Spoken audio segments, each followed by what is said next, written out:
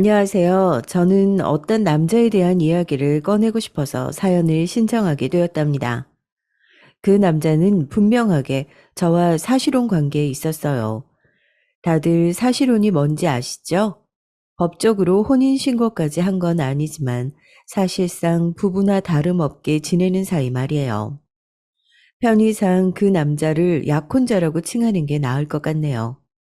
약혼자를 만난 건 제 나이 27대의 일이었습니다. 그때는 약혼자가 갓 취업을 해서 사회생활을 하고 있던 시기였고요. 저는 옷가게에서 일을 하고 있었어요.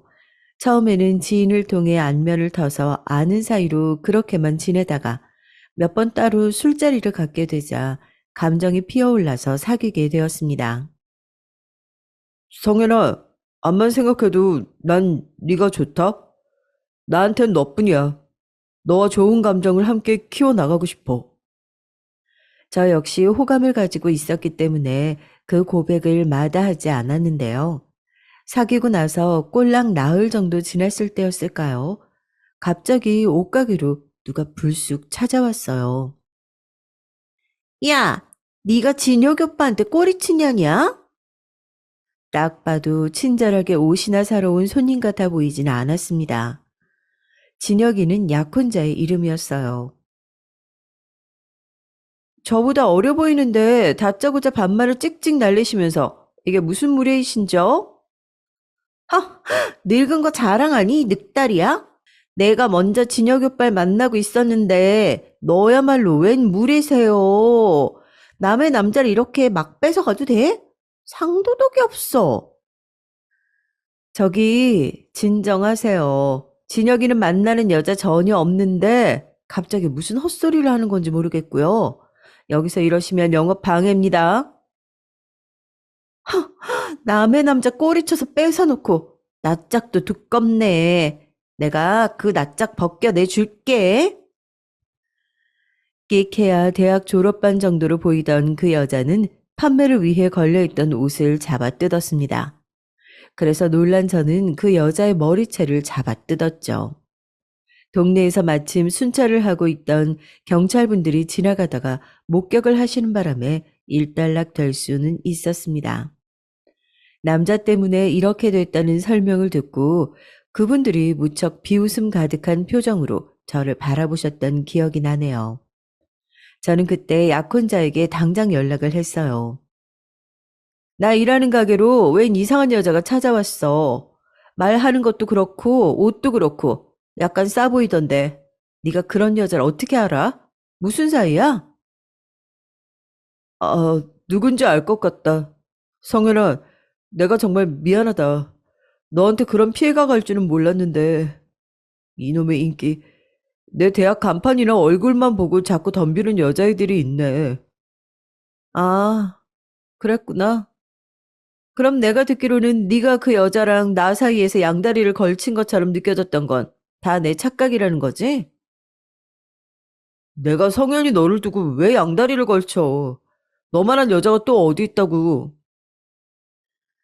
약혼자의 그딴 허술한 대답만 듣고도 믿었던 제가 바보였죠.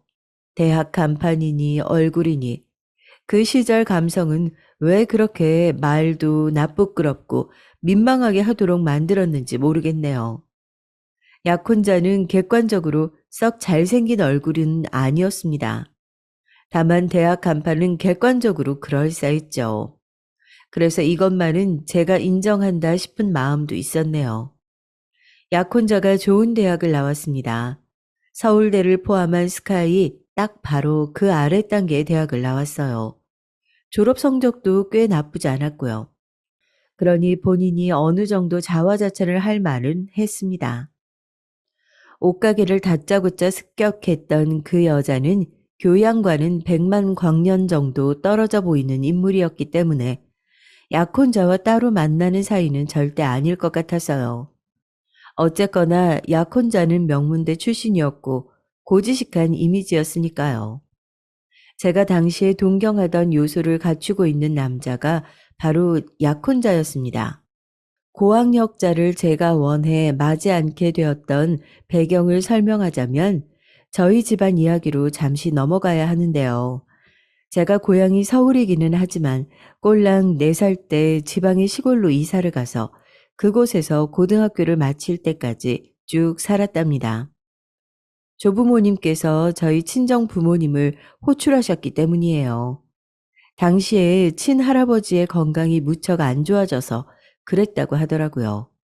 그 덕분에 친정 엄마께서는 졸지에 시골 생활을 하면서 졸지에 시부를 모시고 사는 며느리가 되었습니다.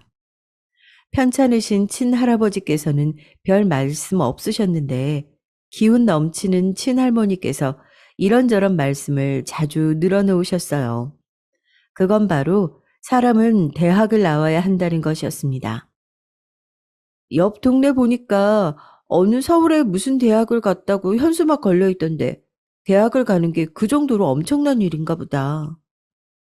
저도 자연스레 그런 생각을 하게 됐죠. 친할아버지나 친할머니는 물론이고 제 친정 부모님이나 다른 친척 어른들, 사촌 형제들을 뒤져봐도 당시에 대학 나온 사람은 아무도 없었어요. 집안 특성상 대대로 장사가 체질이었기 때문에 그쪽에 몰두하느라 상대적으로 대학에 대한 필요성도 못 느꼈던 거예요. 하지만 어른 입장에서는 그게 두고두고 한이 되었나 보더라고요. 친할머니께서는 대학을 가야 사회에서 대접받고 산다고 하시면서 특히 제 친오빠 앞에서 열변을 토하셨습니다. 어렸을 때는 차마 눈치채지 못했던 사실이었는데 나중에 커서 냉정하게 살펴보니까 저희 집안 사람들은 물려받은 유전자 자체에 공부머리가 부족한 것 같더라고요. 공부를 잘하는 두뇌도 유전이라고 하니까요. 그런 마당인데 공부가 잘 되겠나요? 친오빠는 집안 어른들의 기대를 배신하고서 고등학교를 졸업하자마자 자기 아는 형이 시작했다는 일에 같이 뛰어들었습니다. 전문대를 가겠다고 해놓고서는 이제 대체 무슨 일이라니. 아유, 전문대 내겠다는 등록금은 다 어디로 떼먹은 거야. 친정 엄마께서 얼굴이 새파랗게 질리셨죠. 친오빠는 심지어 군대를 가기도 전에 짝을 만나서 결혼까지 해버렸어요. 남자 나이 22살에 혼전 임신도 아닌데 결혼을 하는 경우는 정말이지 드물지 않나요? 제 친오빠와 새언니가 특수한 경우였던 것 같네요. 참고로 새언니도 대학 근처에도 안 가본 사람이었고요. 근데 집안에 대대로 물려받은 땅이 좀 있어서 형편은 괜찮았습니다. 새언니 쪽에 나이가 딱히 많지도 않았거든요. 친오빠보다 꼴랑 2살 많았으니까요. 대학은커녕 결혼이나 해치워버린 친오빠의 작태에 친할아버지께서는 머리에 띠두르고 들어 누우셨어요. 그리고 저는 그 띠를 보면서 디자인이 예스럽고 예쁘다는 생각이나 하고 있었죠. 어렸을 때부터 그런 것에 관심이 많았거든요. 친구들이 무식하게 잠자리를 잡아서 날개를 못쓸게 만들고 있을 때에도 저는 잠자리에 날개 같은 재질의 옷은 왜 시중에 안 나오는지 그런 걸 궁금해하던 아이였습니다. 아이고, 우리 손녀 똥강아지들, 너희들은 분명히 대학을 가겠지? 사람이 대학을 나와야 쓰는 법이야. 친할머니께서는 저와 사촌 언니를 앉혀두고 물어보셨어요. 저는 대충 몰래 코나 후비고 있었는데 옆에서 사촌 언니는 네 이렇게 대답을 했던 것으로 기억합니다. 그래놓고서 사촌 언니는 기껏 들어간 대학을 1년 만에 멋대로 때려치우고 창업의 길을 걸었어요. 그 바람에 고모랑 고모부가 개거품 물고 뒤집어지셨다고 들었었는데요. 놀라운 건 사촌 언니가 창업을 해서 안 망했다는 거예요. 그게 조금씩 이어지고 또 이어지고 이런 걸 반복하다가 나중에는 제법 그럴싸한 업체로 성장을 해버렸습니다. 성현아, 너도 이제 성인인데 번듯한 지갑 하나 정도는 있어야지. 내가 하나 사줄게. 정말? 언니 되게 멋지다. 그럼 지갑은 어디서 고르면 될까? 저기 보이는 액세서리 가게? 저기 가격대가 좀 있는 것 같은데 나 저기 들어가서 골라도 돼? 뭐? 너 장난해? 어디 가서 우리 집안 식구라고 하지 마. 그렇게 쥐똥만한 스케일로 노는 거 우리 집안 스타일 아니거든. 창피하게. 빨리 따라와. 백화점은 문 빨리 닫는단 말이야. 뭐라고? 아, 지갑을 백화점에 가서 사겠다고? 많이 비쌀 텐데. 언니가 벌써 그 나이에 그럴 능력이 있어? 남들이 공부할 때 우리는 돈을 벌써부터 버는 게 우리 집안 특징인데. 넌 왜 헛소리라고 그래? 빨리 고르기나 해. 돈 들어오게. 빨간 지갑으로 골라. 그 당시에 사촌 언니가 백화점에서 사줬던 게 엄청 값이 나가는 명품 브랜드였어요. 그래서 사촌 언니가 돈을 잘 버는 걸 실감했었네요. 저희 집안의 특징인 듯 싶었습니다. 신기하리 많지 뭘 해도 어떻게든 돈을 벌어먹고 살았어요. 하지만 친할머니라든지 다른 나이 지긋하게 드신 집안의 어른들께서는 그걸로 만족하지 못하셨죠. 대학을 안 나오면 남들이 놀 때 일을 해야 하고 폼나게 컴퓨터나 두드리면서 돈을 버는 일을 할 수 없다고 보셨습니다. 대학을 나온 것들이 세상을 주도하고 바꿔가는 것이라고도 생각을 하셨고요. 친정 부모님께서는 금전적인 어려움을 한 번도 겪어보지 않으신 분들이었지만 가방끈이 짧아서 살면서 약간의 아쉬움은 느껴본 적이 몇 번 있다고 하셨어요. 그래서 더더욱 친오빠가 멀쩡히 대학을 나와서 취업문을 두드리기를 바랐는데 그게 어그러져서 안타깝다고 하셨죠. 그대로 장남이 제대로 대학 나와서 번듯하게 좀 살면 보기 좋았을 텐데. 일찍 결혼이나 해버리고 아는 형이 일인지 뭔지 계속 하는 건 기웃거리고 고작 그런 거나 하면서 살고 엄만 진짜 네 오빠만 생각하면 자다가도 가슴이 답답해서 눈이 떠져. 친오빠의 기행이 친정 엄마께서는 상처로 남았을지 모를 일이었습니다. 크기 전까지의 저는 모두가 자기 자리에서 잘 해내고 있는데 어른들은 왜 이렇게 대학 타령만 해댈까 싶었어요. 하지만 자라고 나서 깨닫게 되었던 것이죠. 대학을 나와서 사회적인 시선 앞에서도 어깨에 힘주고 사는 자식의 모습들을 다들 보고 싶으셨던 것이라는 사실을요. 그래서 저는 원하지도 않던 전문대를 간신히 나왔습니다. 냉정하게 나오다 마나 한 곳이었어요. 제 2년의 시간과 약간의 돈을 버렸다고만 생각이 들었죠. 좋은 대학을 나오기에는 애석하게도 제 공부 수준이 안 따라줬어요. 타고난 머리가 그런 것을 어쩌겠나요. 게다가 노력도 재능의 영역이더라고요. 전문대를 나와서 아르바이트나 하다가 옷가게 일을 시작했던 거예요. 저는 워낙 그쪽 방면에 관심이나 재능이 많았으니까요. 친할머니께서는 이제 저를 향해 가방끈 긴 남자와 결혼을 해야 한단 말씀을 하고 계셨습니다. 제가 스스로 안 된다면 배우자라도 잘 만나면 될 일이라고 보셨던 거예요. 저는 제가 집안 어른들의 대학 기대치를 못 채워드렸다는 것에 항상 죄송한 마음을 어느 정도 갖고 있었기 때문에 남자는 반드시 고학력자만 만나겠다고 다짐을 마쳤습니다. 그래서 약혼자가 마음에 들었던 거예요. 고학력자인데다가 공부에 관심도 지대한 사람이었으니까요. 그럼 아주 그럴싸한 대학 간판을 단 사람이잖아. 아이고, 잘했다. 우리 성현이 강아지가 아주 판단을 잘했어. 그래, 나이 먹고서 사내를 만날 때는 그렇게 구실을 제대로 하는 놈으로 만나야 하는 거다. 이 할미는 그 사람이 벌써 마음에 드는구나. 약혼자의 학력을 확신하신 친할머니께서 무척 좋아하셨습니다. 친정 부모님의 반응도 비슷했고요. 간섭 안 할 테니까 어디 한번 잘 해보라고 응원을 보내주셨습니다. 약혼자는 제법 번듯한 직장에 다니고 있었어요. 저는 옷가게 직원이었으나 벌이는 제가 썩 밀리지 않았어요. 왜냐하면 저는 그 옷가게에서 햇수로 4년째 일을 하고 있으며 전반적인 관리를 제가 다 하는 역할이었거든요. 그래서 약혼자가 저에게 의지를 할 수 있었던 것 같아요. 사귄 지 반년이 넘어가던 때였는데 저한테 대뜸 공부를 더 하고 싶다고 말을 하더라고요. 성현아, 나 직장 생활이 너무 힘들다. 내가 이러려고 대학을 나왔나 싶고 요즘 매일매일 자괴감이 들어서 미칠 것 같아. 어? 갑자기? 이틀 전까지만 해도 웬만한 대기업보다 복지가 좋아서 대기업 안 부럽다고 그랬잖아. 내, 내가? 너한테 그런 소리를 했던가?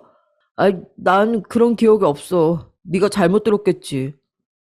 아니야. 엊그제 우리 만나서 같이 저녁 먹다가 그런 얘기 나왔었잖아. 복지 얘기. 그래서 내가 똑똑하게 기억하는걸? 아, 맞다. 그래, 그랬던 것 같네. 성현이 넌 별걸 다 기억한다.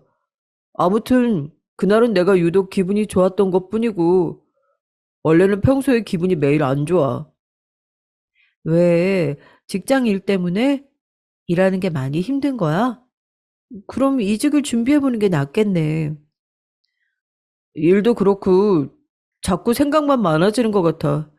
내가 이렇게 일을 해서 살다가 결국 뭘 이룰 수 있겠나 싶고 궁극적으로 내가 하고 싶은 건 뭘까 싶어져서 고민을 내가 좀 해봤는데 아무래도 난 이런 일반 직장 생활에 안주하고 만족하는 그릇이 아닌 것 같아. 다른 재능을 펼칠 수 있는데 그러지 못하고 지내고 있으니까 내가 자꾸만 불안하고 힘든가 봐. 근본적인 문제가 있는 거지. 아, 뭐라고 하는 건지 잘 모르겠다. 말이 왜 그렇게 거창해? 아니, 그래서 결국 뭘 어쩌고 싶다는 거야. 그것만 정확하게 말을 해줘봐. 그래, 네 머리로 다 이해해달란 소리는 안 해. 그거는 내가 어차피 기대도 안 했어. 내가 원하는 건 회계사가 되는 거야. 회계사? 그게 뭐더라? 잘은 모르겠지만 어쨌든 숫자 가지고 뭐 어쩌고 저쩌고 하는 직업이지? 약혼자는 어느 날 뜬금없이 회계사가 되겠다는 이야기를 꺼냈습니다. 표정을 보니까 장난을 하는 건 아니었고, 심지어 그 꿈을 갑자기 꾸게 된 게 아니라 원래 속에 간직하고 있었던 것이라고 말을 했어요. 현실과 타협해서 우선은 직장 생활을 하고 있었지만 회계사가 되고 싶다는 생각이 자꾸만 커져갔다고 하더라고요. 성현아, 너 우리나라에서 사자 직업 일이 얼마나 대우받고 잘 먹히는지 알지? 이건 IQ 두 자리인 사람이라도 아는 사실이야. 사자 직업이 최고라는 거. 근데 회계사를 봐. 사자 직업이잖아. 게다가 전문직이고. 지적인 냄새가 솔솔 풍기는 다른 사자 직업들 안 부러워. 내가 회계사가 되잖아? 그러면 내 여자친구인 너도 덩달아 대박을 치는 거야. 인생 대박.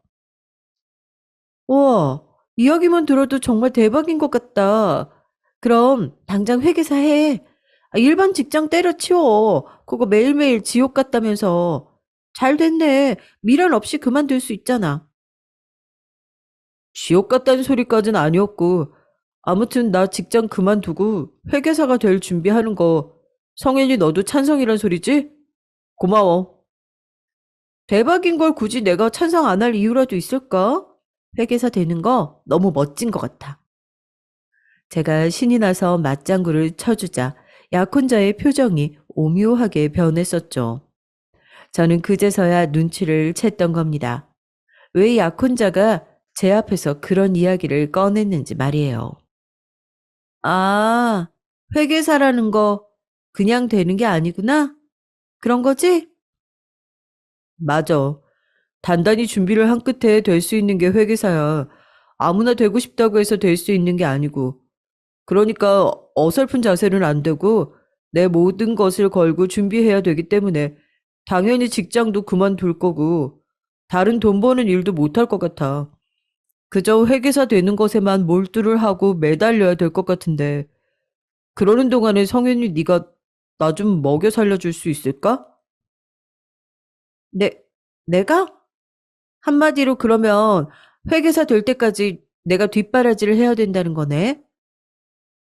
일단 내가 어느 정도 모은 것도 있는데다가 네가 내 생각보다 옷가게에서 돈도 잘 벌고 있으니까 별로 문제는 없을 거야. 문제가 있고 말고를 왜 그쪽에서 판단을 한 걸까요? 뒷바라지를 하게 된 입장인 제 쪽에서 판단을 하는 게 맞는 것인데요. 일단 고민이 되었습니다.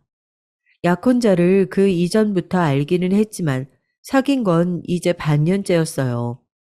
오래 만난 것도 아니고 결혼하기로 한 사이도 아닌데 제가 이런 소리나 듣고 있어야 되는 게 맞나 싶었습니다. 제가 그런 고민에 빠져 있다는 걸 눈치챘는지 이튿날 약혼자는 또 간절하게 부탁을 해왔어요. 회계사가 되는 건 내 일생일대의 꿈이었어. 더 지체를 하다가는 평생 후회하고 살 것 같아서 그래. 회계사가 되어서 떵떵거리면서 돈도 많이 벌고 어깨에 힘 빡 주고 다니면서 고개 치켜들고 다니는 멋진 내 모습 너도 보고 싶지 않아? 우리 비록 길게 만난 사이는 아니지만 누구보다 진지한 관계잖아. 우리 암묵적으로 결혼을 바라보고 나아가는 사이인 거 맞지? 갑자기 결혼이라는 두 글자가 제 귀에 꽂히더라고요. 고학력자인 약혼자가 사자 직업까지 달게 되면 그 결혼 저희 집안에서 쌍수를 들고 환영할 게 뻔했습니다. 연로해지신 친할머니의 입을 기쁨으로 찢어지게 만들어 드릴 수 있을지도 모른다는 생각이 들었어요. 다들 똑같이 장사를 하면서 사는 것도 기가 막히지만 결혼할 짝도 꼭 자기 수준 같은 사람만 만나서 결혼한다면 그 점이 어처구니가 없다고 말씀하시던 분이었으니까요. 제가 이런 결혼을 한다면 너무나도 행복해 하실 것이 분명했습니다. 그래, 내가 공부 쪽으로 머리가 안 타고났기 때문에 뭐잘 알고 있잖아. 회계사인지 뭔지 하는 전문 직종에 도전하는 거 누구는 돈을 억만금씩 지원해주면서 하라고 해도 못할 짓이야. 머리가 안 따라주는데 어떻게 도전하겠어. 공부가 체질에 안 맞는데 암만 사짜 직업 달고 싶으면 뭐래. 근데 나랑 결혼하겠다는 남자가 회계사에 스스로 도전하겠다는데 이걸 내가 뒷바라지 해주면 결국 나한테 좋은 일 될 거야. 나라에는 인재가 하나 더 생기는 거고 우리 집안에는 엘리트가 하나 입성하는 거고 이게 바로 누이 좋고 매부 좋은 일이네? 이런 식으로 생각을 마친 저는 결심했습니다. 약혼자의 뒷바라지 까짓것 제가 해주기로 했어요. 그러자 약혼자는 무척이나 기뻐하면서 감동의 눈물까지 글썽거렸습니다. 회계사에 모든 걸 걸고 도전은 하고 싶은데 현실적으로 상황이 안 따라주니까 망설여야만 하는 자기 자신이 슬펐다고 해요. 그런데 저를 만나서 이런 기회를 얻게 되었으니 자기는 행운아라고 표현을 하더군요. 성현아, 내가 각종 진상 손님을 비위 맞춰가면서 힘들게 한 푼 두 푼 버는 돈 내가 절대 헛되이 쓰지 않을 거야. 낭비되는 일 없을 거야.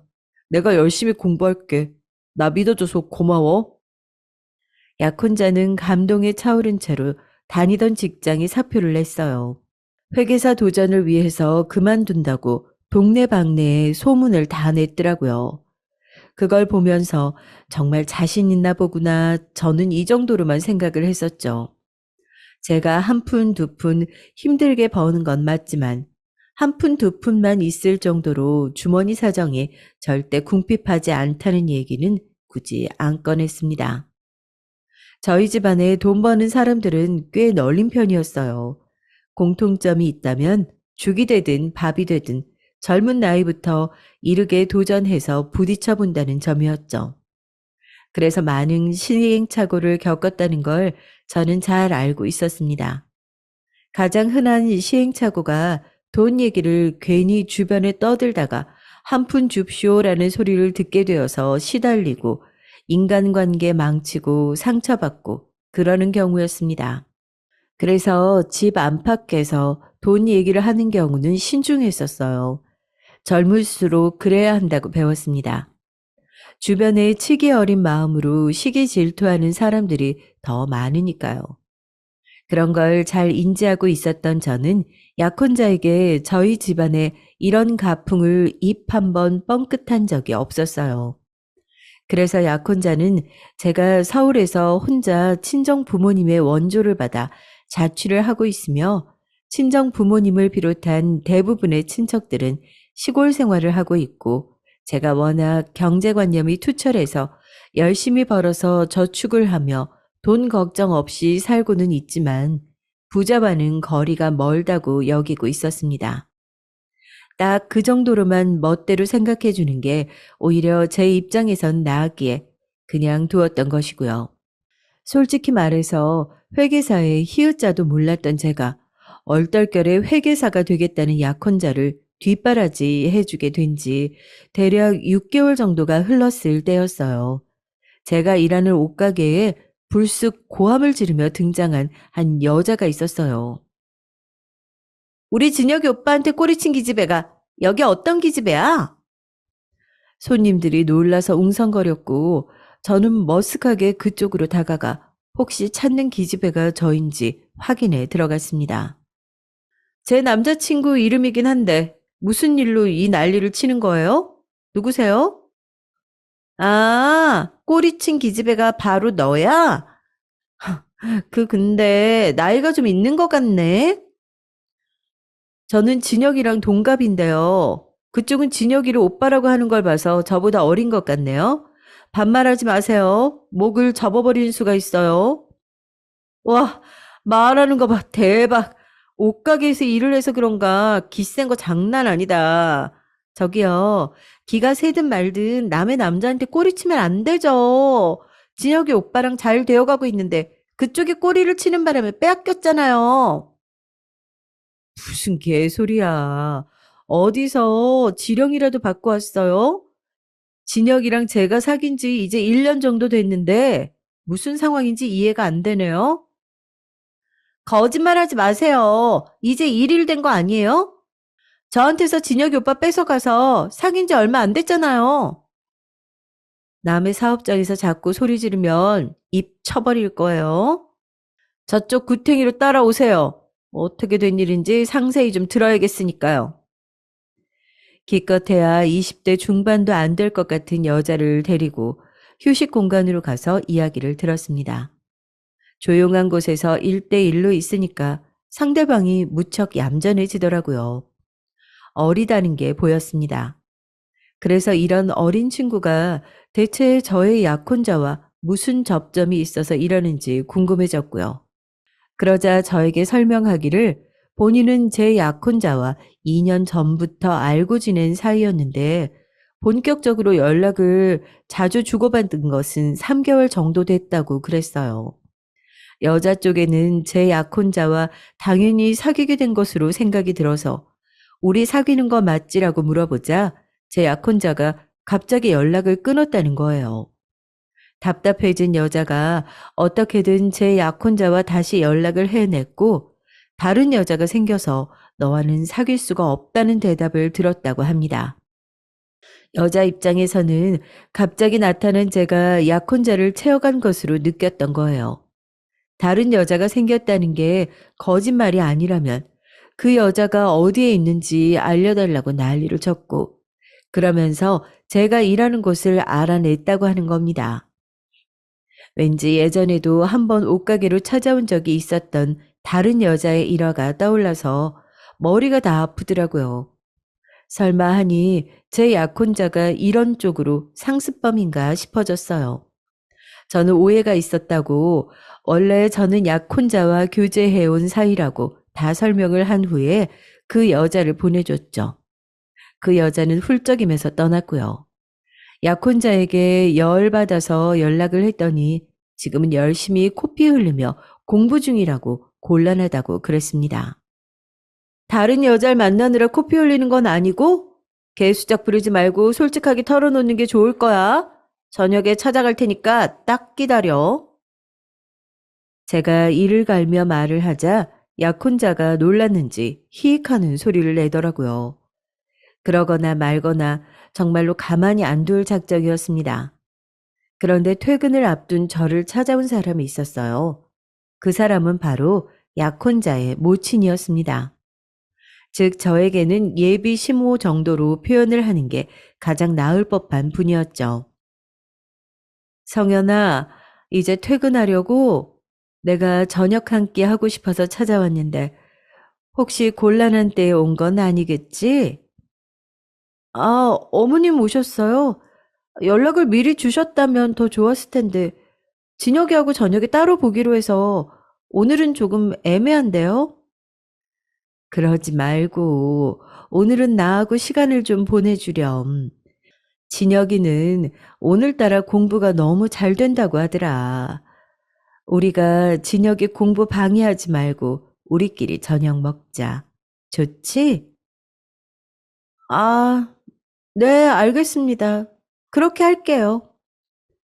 왠지 떨떠름했지만 안 따를 수가 있어야 말이죠. 근처의 고급 덮밥집에 가서 식사를 했어요. 그리고 역시나 그 자리에서 예비 시모의 눈물 없이는 들을 수 없는 육아 이야기가 펼쳐졌습니다. 약혼자를 얼마나 힘들게 키웠는지 예비 시모는 구구절절하게 늘어놓으셨죠. 제가 이미 세 번째 듣는 이야기였으나 참을성 있게 그냥 들어드렸어요. 친할머니의 신세한탄을 오래 들어버린 버릇이 남아있어서 듣던 얘기 또 듣는 것에는 이골이 나 있었기 때문입니다. 아, 참고로 예비 시모는 이혼을 하신 분이었어요. 약혼자가 중학교 때의 일이었다고 합니다. 이혼하고 나서 양육비를 꼬박꼬박 보내겠다고 약속을 했던 약혼자의 부친은 그걸 지키지 않았죠. 그래서 예비 시모가 마음고생 심해 하면서 지냈다고 하더라고요. 그러다가 약혼자가 명문대에 입학을 하자 나중에 떨어질 콩고물을 기대한 것인지 갑자기 그 부친이 연락을 해오더니 용돈도 보내주고 뭐 그렇게 했다고 합니다. 그런 것 때문에 오히려 인간적인 실망감이 들어서 예비 시모와 약혼자는 더 마음의 문을 닫게 된 것만 같았어요.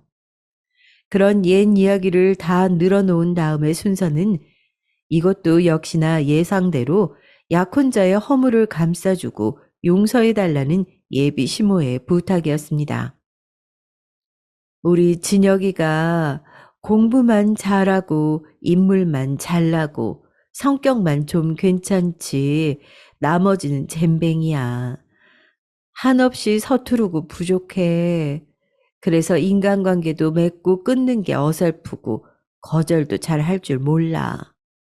우리 진혁이의 이런 못난 부분을 우리 성현이가 너른 마음씨로 감싸주고 용서해 줄 수 있을까? 오늘 제가 어떤 일을 겪었는지 어머님은 이미 다 알고 계시는군요. 진혁이가 이야기해드렸나 봐요. 그래. 오죽하면 오늘따라 공부에 매진을 하던 녀석이 네가 신경 쓰이고 미안해서 나한테 연락을 해서는 너를 챙겨달라고 신신당부를 하더라. 자기 대신 저한테 용서 빌고 오늘 일 없던 일로 잘 포장해달라고 어머님께 그렇게 부탁을 한 게 아니라요? 성현아, 사람 섭섭하게 말을 그렇게 하면 못 쓰지. 우리 진혁이가 부족한 부분이 많은 건 너도 알고 나도 알잖니. 그리고 이미 네가 우리랑 한 식구인 건 나도 알고 우리 진혁이도 알지. 그러니까 서로 쓸데없이 감정 상하는 일에 날 세우면서 시간 낭비는 하지 말자. 이래나 저래나 우리 진혁이한테는 성현이 너밖에 없어. 나한테도 이미 네가 며느리란다. 가족끼리는 사소한 걸 들추고 그러는 거 아니다. 들을수록 이상한 소리였는데 정말 이상한 점은 들을수록 그럴싸하게 느껴졌다는 겁니다. 이래서 연륜은 무시 못한다고 하는 걸까요? 예비 시모의 궤변에 가까운 설득에 저는 넘어가 버렸고 약혼자의 여자가 벌인 소동을 그대로 묻어버렸습니다. 사실 약혼자에게 직접 따졌어도 각종 비겁한 변명이나 듣고 말았을 듯 싶더라고요. 예비 시모께서는 거듭 저의 손을 잡으시고 고맙다, 정말로 고맙다 이렇게 인사를 해주셨어요. 제 도움이 없었다면 약혼자가 회계사의 마음 편히 도전하지 못했을 거라고 하셨습니다. 약혼자가 회계사 도전에 나선 지 1년이 넘어갈 무렵 그때부터는 제 주변에도 제가 약혼자와 막연히 결혼하게 될 사이라고 생각들을 하게 됐죠. 제가 말을 그렇게 한 적도 없지만 다들 은연중에 그런 생각들을 하고 있었더라고요. 약혼자가 회계사가 되기 위해 발버둥을 치기 시작한 지 2년 정도 되었을 때 제가 친오빠한테 상담을 청했어요. 오빠, 원래 회계사라는 게 그렇게나 되게 어려운 건가? 나 그거 진혁이가 금방 될 줄 알았는데 그렇지도 않네. 지인 통해서 들은 적이 있는데 회계사가 되려고 하면 보통 3년은 기본으로 잡고 처음부터 준비를 하는 것 같더라고. 3년? 그게 절대로 쉽게 되는 게 아니구나. 역시 사짜 직업은 달라도 뭐가 다르다. 이젠 내가 진혁이 생활비 100%를 다 대주고 있어서 앞으로 얼마나 더 지원해줘야 되는 건지 그게 궁금해져서 한번 물어봤어. 그래도 그렇게나 되게 어려운 게 회계사인데 나하고 결혼할 남자가 그런 도전을 하고 있다는 게 나도 좋게 느껴지네. 난 솔직히 그놈이 믿을 만한 놈인지 잘 모르겠다. 딱히 해줄 말은 없는데 뭐 집안에 회계사 들어왔다고 하면 어른들은 좋아하실 거야. 아휴, 열심히 남은 기간도 뒷바라지나 하면서 보내야겠네. 제 막연했던 예상보다 되게 어려운 것이 회계사였어요. 공부와 크게 연이 없는 저로서는 새삼 약혼자가 신기하게 느껴졌고 필요하다는 게 있으면 아끼지 않고 지원을 해줬습니다. 그리고 약혼자가 회계사의 길을 위해 노력한 지 3년째 되었을 무렵에는 아예 제 자취방에서 같이 살았어요. 제가 밥하고 빨래하고 청소하고 그런 것까지 혼자 다 해줬죠. 저도 바빠 죽겠는데 그런 와중에 도시락도 직접 싸서 약혼자가 다니던 학원으로 들여보냈었죠. 저도 날이 갈수록 바쁘게 살고 있었죠. 약혼자에게는 옷가게 일이 바빠진 거라고 둘러댔었지만 제 일을 여러 가지로 하느라 정신이 없었던 것이었어요. 회계사 공부하느라 정신이 없는 약혼자에게 굳이 제 이야기를 하지는 않았지만요. 그렇듯 바쁘게 일을 하면서 약혼자를 챙기고 돈을 100% 제가 지원해주는 일상이 저도 전혀 피곤하지 않았던 것은 아니었습니다. 하지만 어차피 결혼할 사이였고 약혼자가 회계사가 되는데 성공하리라고 믿었기 때문에 감수할 만한 생활이었던 것 뿐이에요. 약혼자는 종종 이런 생색을 내는 것도 잊지 않았었죠. 성현아, 세상에는 양심이 없는 놈들이 참 많잖아. 만약에 내가 그런 놈들 같았으면 진작에 너하고 결혼했을 거야. 너한테 결혼하자고 졸랐겠지. 하지만 난 무척이나 양심이 있는 놈이거든. 그래서 내가 이루고 싶은 꿈을 이루고 나면 정식으로 멋지게 그때 너한테 청혼할 거야. 뭐든 되고 나서 결혼하는 게 맞는 거지. 아직은 꿈도 안 이루어졌으면서 결혼부터 하자고 하는 놈들은 정말 양심도 없어. 그런 놈들은 죄다 일찍 탈모 와서 대머리나 될걸? 그거 이제 회계사 될 날이 얼마 남지 않았으니까 나보고 기대하라는 소리 맞지? 알았어. 마음껏 기대할 테니까 열심히 해. 솔직히 4년 가까이 회계사의 꿈을 향해 달려나가기만 하는 약혼자를 보면서 그럼 우리는 결혼은 언제 하나라는 생각을 제가 안 해본 적은 아니었어요. 차라리 결혼을 먼저 하는 게 낫지 않을까 싶은 마음도 살짝 있었고요. 일찍 해치워버리고 싶은 심리였다고나 할까요? 하지만 저의 그런 마음을 알기라도 한 것인지 약혼자가 결혼을 먼저 해서는 안 되는 이유를 저렇게 말해주면서 그때마다 생색을 냈습니다.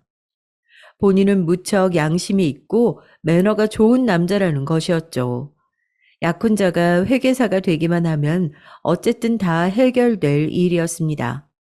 제가 약혼자의 뒷바라지를 하면서 지내는 동안 제 가장 친한 친구 2명은 결혼을 해버렸고요. 제 사촌들도 결혼을 꽤 했어요. 저는 아직 정식으로 결혼은 하지 않았지만 어차피 결혼할 사이여서 예비 시댁의 이모저모에 참견까지 했었습니다. 제사까지 제가 참석해서 준비를 다 했었네요.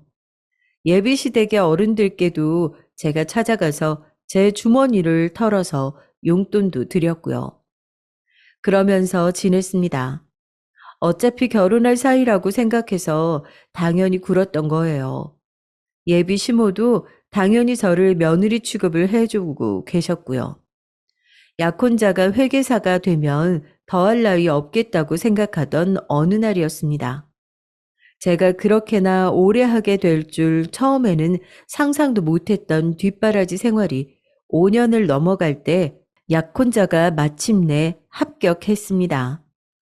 대한민국의 공인회계사가 된 거예요. 드디어 해냈구나. 축하해.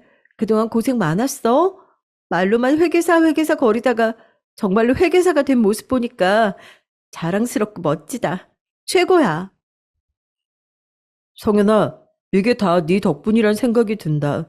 내가 지난 5년 동안 땡전 한 푼 안 벌면서도 전혀 어려움 없이 생활하면서 회계사 공부에 매진할 수 있었던 거, 정부 성현이 너의 노력이고 헌신이었다는 거 내가 다 알고 있어. 정말 고마워. 역시 너라는 여자를 선택한 나의 눈은 틀리지 않은 거였어. 제 앞에서 기쁨의 눈물을 글썽거리는 약혼자의 모습이 처음 만났을 때보다 어느새 나이가 들어있다는 게 보였고, 그에 발맞춰서 저도 나이가 들어있다는 게 실감이 들어서 기분이 정말 묘했던 것 같아요. 함께 5년이 넘는 시간을 보내며 그만큼 성숙해졌고 나이가 들었더군요. 어느새 저에게도 약혼자는 없어서는 안 될 존재가 된 지 오래였고, 이제 당연하게 결혼할 순서만이 남아 있었습니다. 제 약혼자가 회계사가 되었다는 소식을 접한 친정 부모님은 무척 행복해 하셨어요. 그런데 친오빠는 신중한 반응을 보였습니다. 집안의 다른 어른들께서는 결혼식 날짜 잡히고 나서 말씀을 드리는 게 좋겠다. 왜? 드디어 회계사가 됐는데 오빠 사짜 직업이잖아. 전문직 회계사. 얼른 동네방네 자랑하는 게 낫지 않겠어? 내 주변에 귀여운 친구들이 가득하잖아. 그래서 알기 때문에 하는 소리야. 식장에 들어가기 전까지는 정말 모르는 법이라서 조심하고 신중해서 나쁠 건 없어. 저는 친오빠가 제 약혼자를 질투해서 괜히 저러는 거라고 생각했어요. 하지만 대충 장단을 맞춰줘야 할 것 같아서 알았다, 크게 말 안 하고 다니겠다 했던 겁니다. 집안의 다른 어른들께도 구태여 일찍 알리지 않았었죠. 이게 설마 신의 한 수로 돌아올 줄은 꿈에도 모르고 그랬었지만요. 당당하게 회계사가 된 약혼자는 얼마 후에 제 자취방에서 나가겠다고 했어요. 결혼하기 전에 예비 시모에게 효도하면서 모자가 오붓하게 둘이 지내고 싶다고 그랬습니다. 저는 당연히 흔쾌한 마음으로 그러라고 했죠.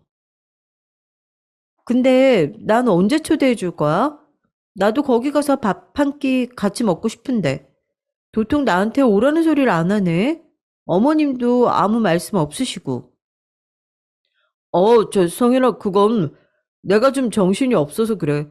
회계사가 얼마나 바쁜지 너도 알지? 아니, 모르는데? 내가 그걸 어떻게 알아?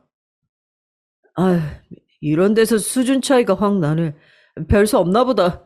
아무튼 나는 바쁘고 요새 우리 엄마도 친구분들하고 모임이 많으셔서 너한테 연락할 새가 없다. 나중에 자리 한번 만들게. 됐지?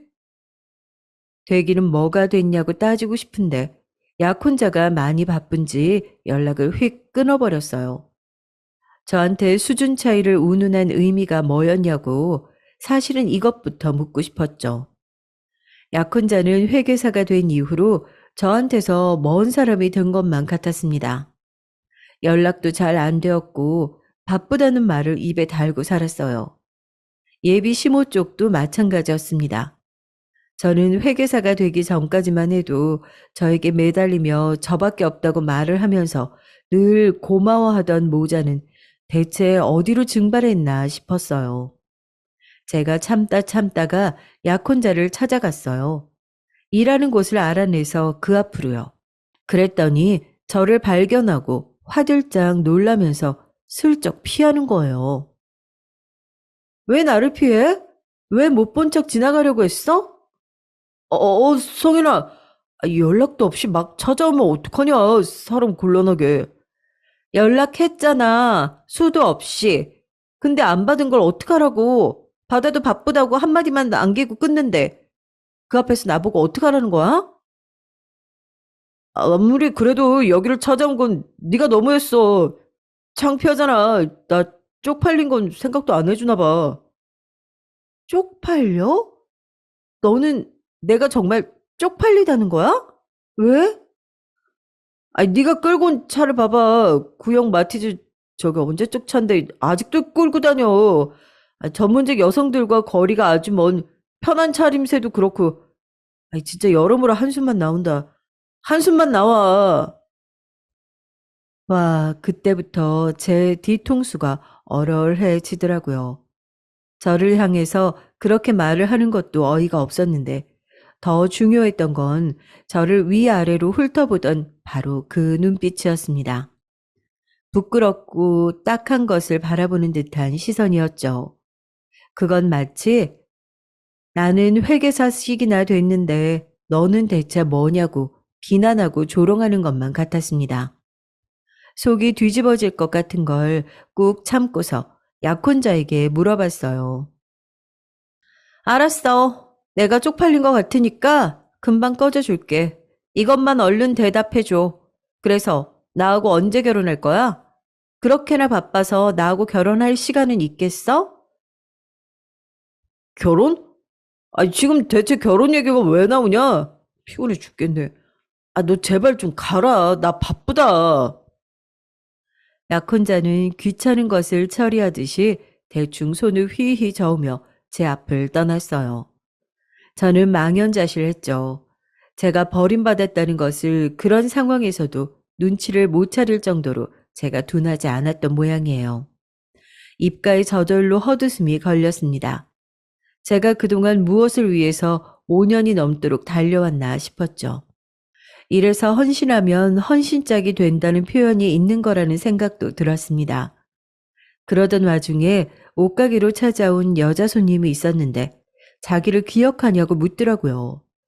누구인지 가물가물했는데 자기 남자는 제가 빼앗아 갔다며 오해를 하고 쳐들어왔던 그 여자였습니다. 진혁이 오빠 회계사 됐다면서요? 그 인간이 하도 자랑을 하고 다녀서 저까지 알게 됐어요. 아, 네. 그랬군요. 그래서요? 제가 회계사랑 결혼하게 됐으니까 그거 배 아파서 오신 거예요? 아니에요. 절대 그런 마음은 아니었어요.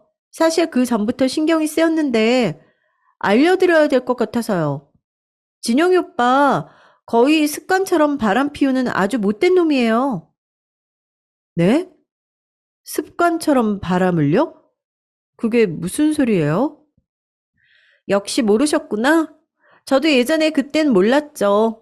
나중에 다른 언니들이 얘기해줘서 알게 된 건데요. 진혁이 오빠 절대 한 여자 만나는 스타일 아니래요. 그리고 결혼을 돈 많은 부잣집 여자랑 하는 게 일생일대의 꿈이라는 이야기 공공연하게 술자리에서 옛날부터 떠들고 다녔대요. 그래서 회계사 뒷바라지 해준 여자친구하고는 절대 결혼할 생각이 없다고 얼마 전에 그런 소리도 짓거렸다고 하더라고요. 저도 모르게 주먹이 쥐어졌습니다. 저는 그 여자에게 따로 맛있는 커피 한 잔을 사주면서 이야기를 더 들어봤어요.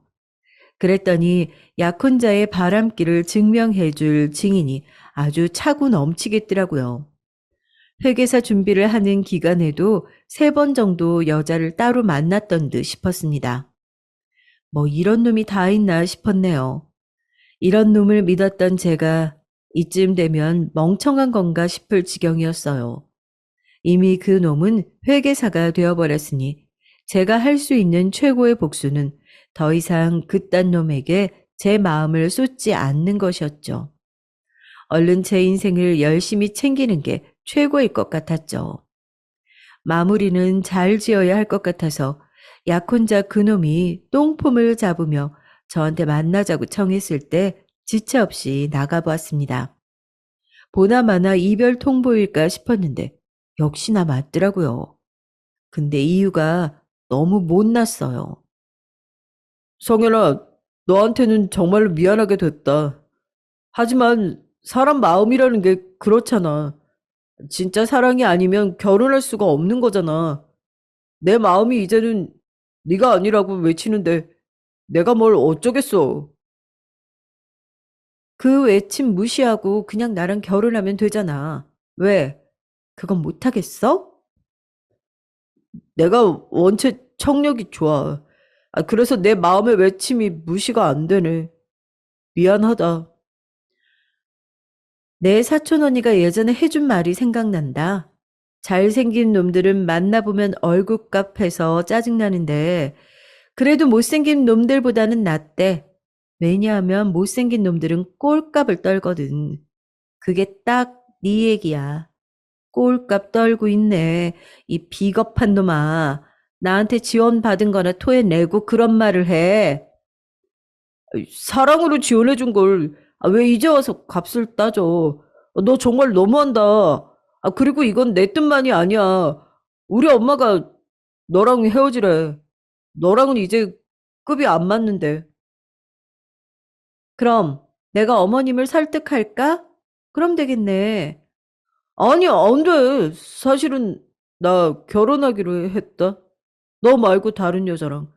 우리 엄마가 주선해준 집안 괜찮은 여자하고 결혼하기로 이미 결정을 다 했어. 내 마음이 찢어질까봐 미리 말을 못했네. 미안하다. 나 좀 놔줘라. 사랑은 시작보다 끝이 중요한 거야. 그러니까 나를 보내줘. 비련의 남자 주인공처럼 눈물을 짓는 게 자기가 잘생긴 줄 착각하는 것 같아서 소름이 끼쳤어요. 그래서 저는 고개를 절레절레 흔들며 제 지갑을 꺼내 들었습니다. 사촌 언니가 사줬던 빨간 지갑은 명품이라 그런지 세월이 흘렀어도 멋스럽기만 했고 저에게 많은 돈을 안겨주었죠. 그 안에서 저는 명함 하나를 꺼내 약혼자에게 던졌어요. 이제 보니까 그간 내 명함 하나도 준 적 없더라. 이별하는 마당이니까 특별히 기념으로 남겨줄게. 그거 먹고 떨어져. 네 주제에 명함이 있었어? 그래, 알았어. 잘 받을게. 어라? 뭐야? 대표? 네가 왜 업체 대표라고 나와 있어? 대표니까 대표라고 나와 있겠지. 맞다. 내가 오래 일한 그 옷가게 있지? 사실 따지고 보면 지금은 내가 거래하는 수많은 거래처 사장님들 중 한 분의 가게일 뿐이야. 어쩌다 보니 내가 취미로 일손 좀 도와드리는 것뿐이고 내가 진작에 패션 쪽에 관심이 많아서 디자인 사업, 원단 사업 이런 거에 뛰어든 지 오래거든? 이 얘기 안 한 것 같은데. 우리 집안 부자야. 가방끈만 짧지 계좌의 영은 길게 늘어져 있는 집안이거든? 그래서 솔직히 돈 걱정 전혀 안 하고 너 뒷바라지 해줬잖아. 아무튼 용건 끝났으면 난 이만 가볼게. 회계사 나부랭이보다 내가 10배는 더 바쁜 사람이라서. 약혼자가 경악에 차서 발까지 동동 구르며 난리를 쳤지만 저는 깔끔하게 무시하고 나왔습니다. 지난 5년만 생각하면 열불이 터졌지만 당장의 제 일상을 냉정하게 사는 게 더 중요했어요. 근데 이틀 만에 약혼자가 자기 모친을 끼고 제 눈앞에 나타나더라고요. 예, 성현아, 진혁이는 아무 잘못 없다. 다 내가 잘못한 거다. 내가 아둔해서 생각을 잘못했던 거야. 내가 미쳤지. 너를 두고 왜 다른 여자를 우리 진혁이한테 붙여주려고 했으니. 그래, 난 우리 엄마가 시키는 대로 행동한 죄밖에 없어. 난 계속 너뿐이었어. 제발 한 번만 용서해주라. 우리 깊은 정이 있잖아. 그래서 제가 두 사람 앞에 검지와 중지를 내밀어 V자를 그려주었습니다. 두 가지 선택지가 있어요. 제가 경찰을 부르고 그 경찰한테 끌려가거나 아니면 자기 발로 걸어서 나가느냐. 다른 선택지 없으니까 신중하게 고르시고요. 그러자 두 사람은 저에게 정도 없냐면서 우는 소리를 했습니다. 그 소리를 듣고는 참을 수가 없어서 제가 웃음이 터졌어요. 제가 배를 잡고 웃으니까 두 사람은 점차 숙연해졌고 경찰에 끌려가기는 싫은지 터덜터덜 자기 발로 떠났습니다. 그 이후로도 몇 번 저에게 질척거렸는데 제가 냉정하게 딱 끊어냈어요. 그렇게 구질구질한 막이 내렸죠. 회상하니까 씁쓸한 웃음만 지어지네요. 저는 그 후로 절대 의도한 건 아니지만 사짜 직업을 가진 남자를 만나 결혼에 골인하게 됐답니다. 지금까지 크게 싸운 일 없이 알콩달콩 잘 사는 중이에요. 참고로 회계사는 아니랍니다. 회계사가 됐던 옛날 그놈은 진작에 이른 탈모가 와서 거의 대머리가 되었다는 후문이에요. 힘들게 어떤 여자하고 결혼을 하더니 더욱 힘들게 이혼을 해서 요란하게 소문이 다 났었답니다. 안녕하세요. 저는 서울 강남에 거주하는 50대 여자입니다. 오늘 내용은 여러분은 절대 이러지 마시라고 알려드리는 내용이에요. 이 얘기를 어떻게 전해야 할지 고민했는데 그냥 가감 없이 바로 얘기하겠습니다. 일단 저는 서울에서 태어났고 상당히 유복한 집안에서 태어났어요. 제 나이대 분들은 아실 텐데 다들 어릴 때를 얘기하면 가난했다고 말씀하시는 분들이 많잖아요. 저는 아니었습니다. 잘 사는 동네에서도 유명할 정도로 잘 사는 집이었어요. 제가 하필 또 외동딸이라 어려서부터 저는 사랑을 한 몸에 받으며 자랐습니다. 아버지는 굉장히 과묵하고 엄격하신 분이었는데 마치 호랑이 같았죠. 저한테는 그래도 관대하신 분이셨지만 집에서 일하는 분들이나 본인 회사 직원들에게는 칼 같으셨습니다. 아버지는 큰 사업을 하셨는데 저도 자세히 알지는 못하지만 상당히 사업이 잘 나가서 직원만 해도 1,000명이 넘었다고 해요. 어머니는 아버지와 반대로 상냥하시고 다정하신 성품이었는데 딸인 저한테 특히나 온화하신 분이셨습니다. 어려서부터 저는 유복한 집안이라 가지고 싶은 것은 무엇이든 다 가지고 살았고 원하는 게 있으면 반드시 그것을 얻고 말았어요. 특히 그게 돈으로 해결된다면 저한테는 너무나 이루기 쉬운 목표였습니다. 사회성이 그렇게 좋지 않아 일부러 어머니가 동네 아이들에게 용돈을 주고 저와 놀아달라고 하기도 하셨는데 그래서 어렸던 저는 돈이면 무엇이든 가능하다고 생각하게 됐죠. 동네에서 중학교까지 나오고 고등학교는 그 당시 부잣집 딸만 다닌다는 여자사립 고등학교에 입학하게 됐습니다. 다 내로라 하는 집안의 자식들이었는데 그 중에서도 저는 부잣집으로 유명했어요. 선생님도 저에게 잘 보이려고 하셨고 친구들도 대놓고 저와 어떻게든 친한 관계로 남으려고 했습니다. 그래서 사고방식도 제 위주로 흘러갔고 그때는 세상이 다 제가 원하는 방향으로 흘러가는 줄 알았어요. 이런 환경에서 자란 저는 부모님께 공부에 대한 지원도 많이 받았는데 덕분에 대학도 서울에 있는 명문대로 가게 됐죠. 유명한 선생님들을 집으로 불러서 전 과목을 과외를 받았으니 어떻게 보면 당연히 명문대에 진학할 수밖에 없었습니다. 그런데 그때의 저는 그게 당연한 거고 전혀 이상하거나 너무하다고 생각하지 않았어요. 살면서 한 번도 부모님께 반기를 들었던 적이 없는데 부모님이 하라는 대로 행동하면 다 그게 옳은 방향으로 흘러갔다고 믿었습니다. 실제로 대학 진학도 그렇고 친구 관계까지 부모님이 다 만들어주셨는데 그게 결과를 보면 참 좋았거든요. 그래서 부모 말은 무조건 들어야 한다는 게 제 머릿속에 가득 박혀 있었죠. 제가 대학 졸업을 1년 앞두고 부모님은 저에게 선자리가 들어왔다고 나가보라고 하셨습니다. 만나던 남자친구가 이미 있었지만 그래도 부모님이 저에게 말하니까 그냥 싫다고 말도 하지 않고 나가게 됐어요. 이상하다고 생각하실 수도 있는데 그때 저한테는 부모님의 말씀은 법보다 강력했죠. 두 분은 저한테 강압적이거나 그러지 않았는데 무의식적으로 제 머릿속으로 그렇게 생각이 가득 차 있었습니다. 그렇게 선자리를 나갔는데 지금은 그 카페가 없어졌는데 신촌에 있는 어느 카페였어요. 학교랑 가까워서 좋다고 생각하며 나갔는데 거기서 지금의 남편을 만나게 되었습니다. 남편은 그때 제가 다니던 학교의 옆 학교에서 의대를 다니고 있는 학생이었어요.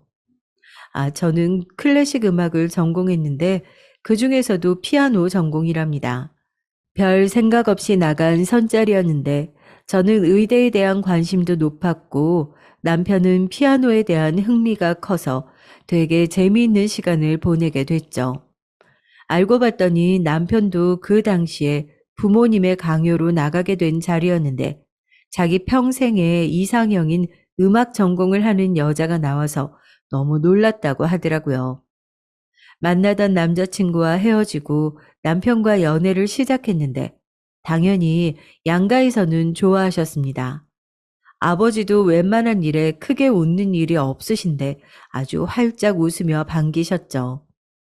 어머니한테 들었는데 알고 봤더니 남편 집안도 대단한 집이더라고요. 서로 만약 사돈이 된다면 잃을 게 전혀 없고 오히려 둘이 교류하면 엄청난 부를 얻을 수 있는 조건이었습니다. 그래서 오히려 다른 집안에서 회방을 놓으려고 했다는 소리까지 들었죠. 당연히 결혼 반대는 없었고요. 되게 자연스럽게 빠르게 결혼이 진행되었습니다. 물론 남편과 저는 사랑하는 마음은 있었는데 그것보다 부모님들의 행사니까 양가 어른들이 더 바쁘셨어요. 결혼하고 신혼집은 평창동에 자리를 잡게 됐어요. 시댁 근처였는데 전원주택을 하나 사주셔서 남편과 둘이 결혼 생활을 시작했습니다. 처음에 시댁에 들어가서 사는 것도 말이 나왔는데 우리 아버지가 그것만은 절대 극구 반대하셔서 따로 살게 되었죠. 그것도 다 우리 집이 기우는 형편이 아니라 가능했다고 어머니는 말씀하셨습니다. 결혼하고 처음 몇 년 동안은 눈코 뜰 새 없이 바빴는데 저는 원래 이렇게 집안 행사가 많은 줄 몰랐어요. 집안과 집안의 연결이라 양가 부모님은 우리 부부를 서로 데리고 다니시느라 바쁘셨는데 진짜 연예인도 아니고 모임만 몇 곳을 갔는지 모르겠어요. 그리고 조부모님들도 챙기고 양가 친척들 집에 인사 가고 너무 바빴습니다. 저는 와중에 대학 졸업을 했는데 제가 졸업 연주회 때 시부모님이 오셔서 아주 커다란 꽃다발을 주었던 생각이 나네요. 외동인 저와는 달리 남편은 누나 한 명이 있어서 저는 형님도 있었는데 저에게 얼마나 잘해주셨는지 모릅니다. 다만 형님은 미국인 남편과 결혼해서 미국에 사느라 몇 번 본 적이 없어요.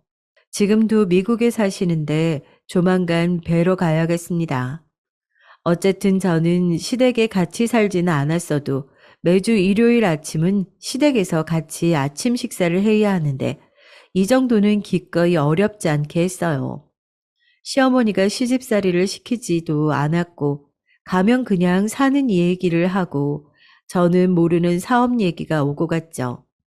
시아버지도 우리 친정아버지처럼 사업을 하셔서 은근히 아들인 제 남편이 사업을 물려받기를 원하셨는데 남편은 힘들게 의대에 진학했으니 의사를 하고 싶어 하셨어요.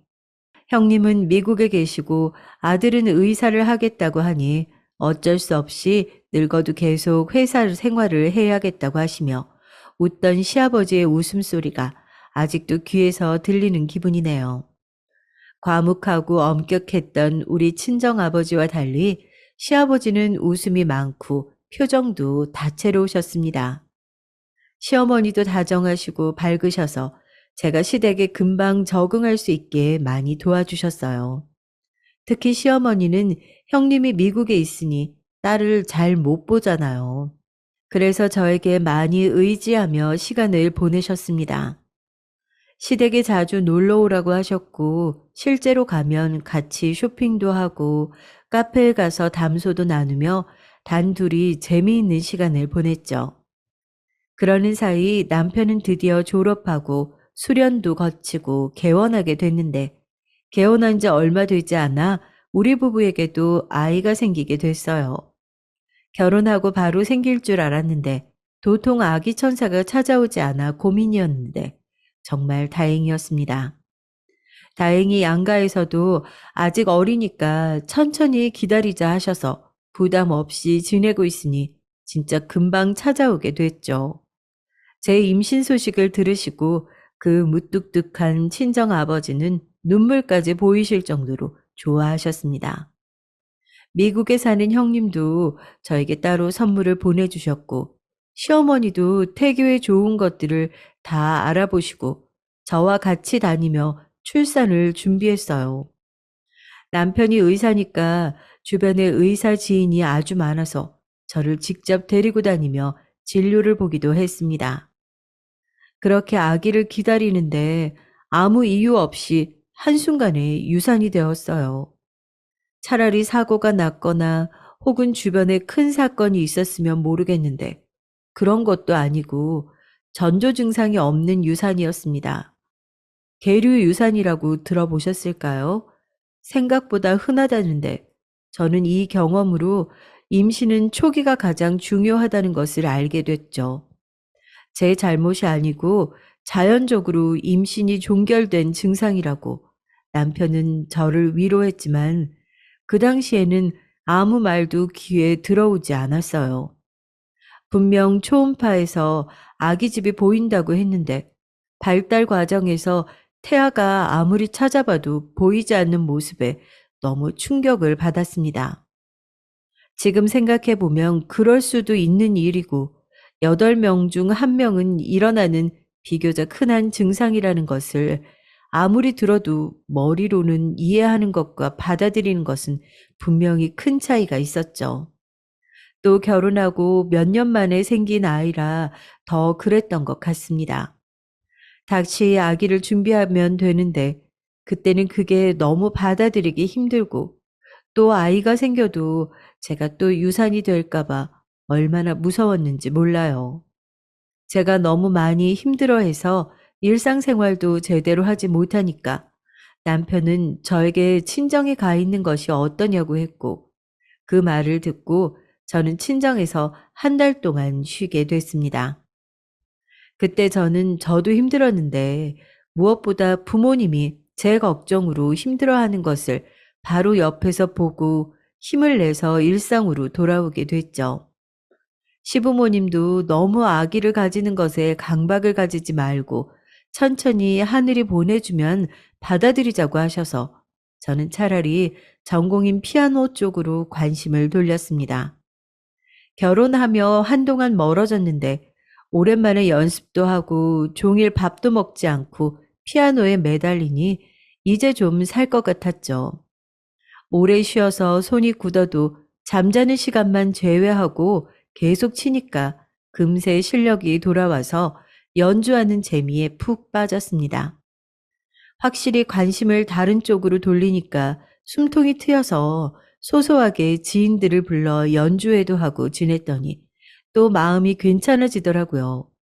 그러다 정확히 아이를 잃고 1년 후에 다시 아기 천사가 우리 부부를 찾아와 주었습니다. 임신은 초기가 제일 중요하다는 것을 아이를 보내며 알고 난 뒤라 진짜 제 마음이 편한 대로 행동했고 먹고 싶은 것도 마음껏 먹었어요. 최대한 좋은 것만 보려고 했고 친구들을 만나도 조금만 부정적인 소리를 들으면 그 말을 하지 말라고 막았습니다.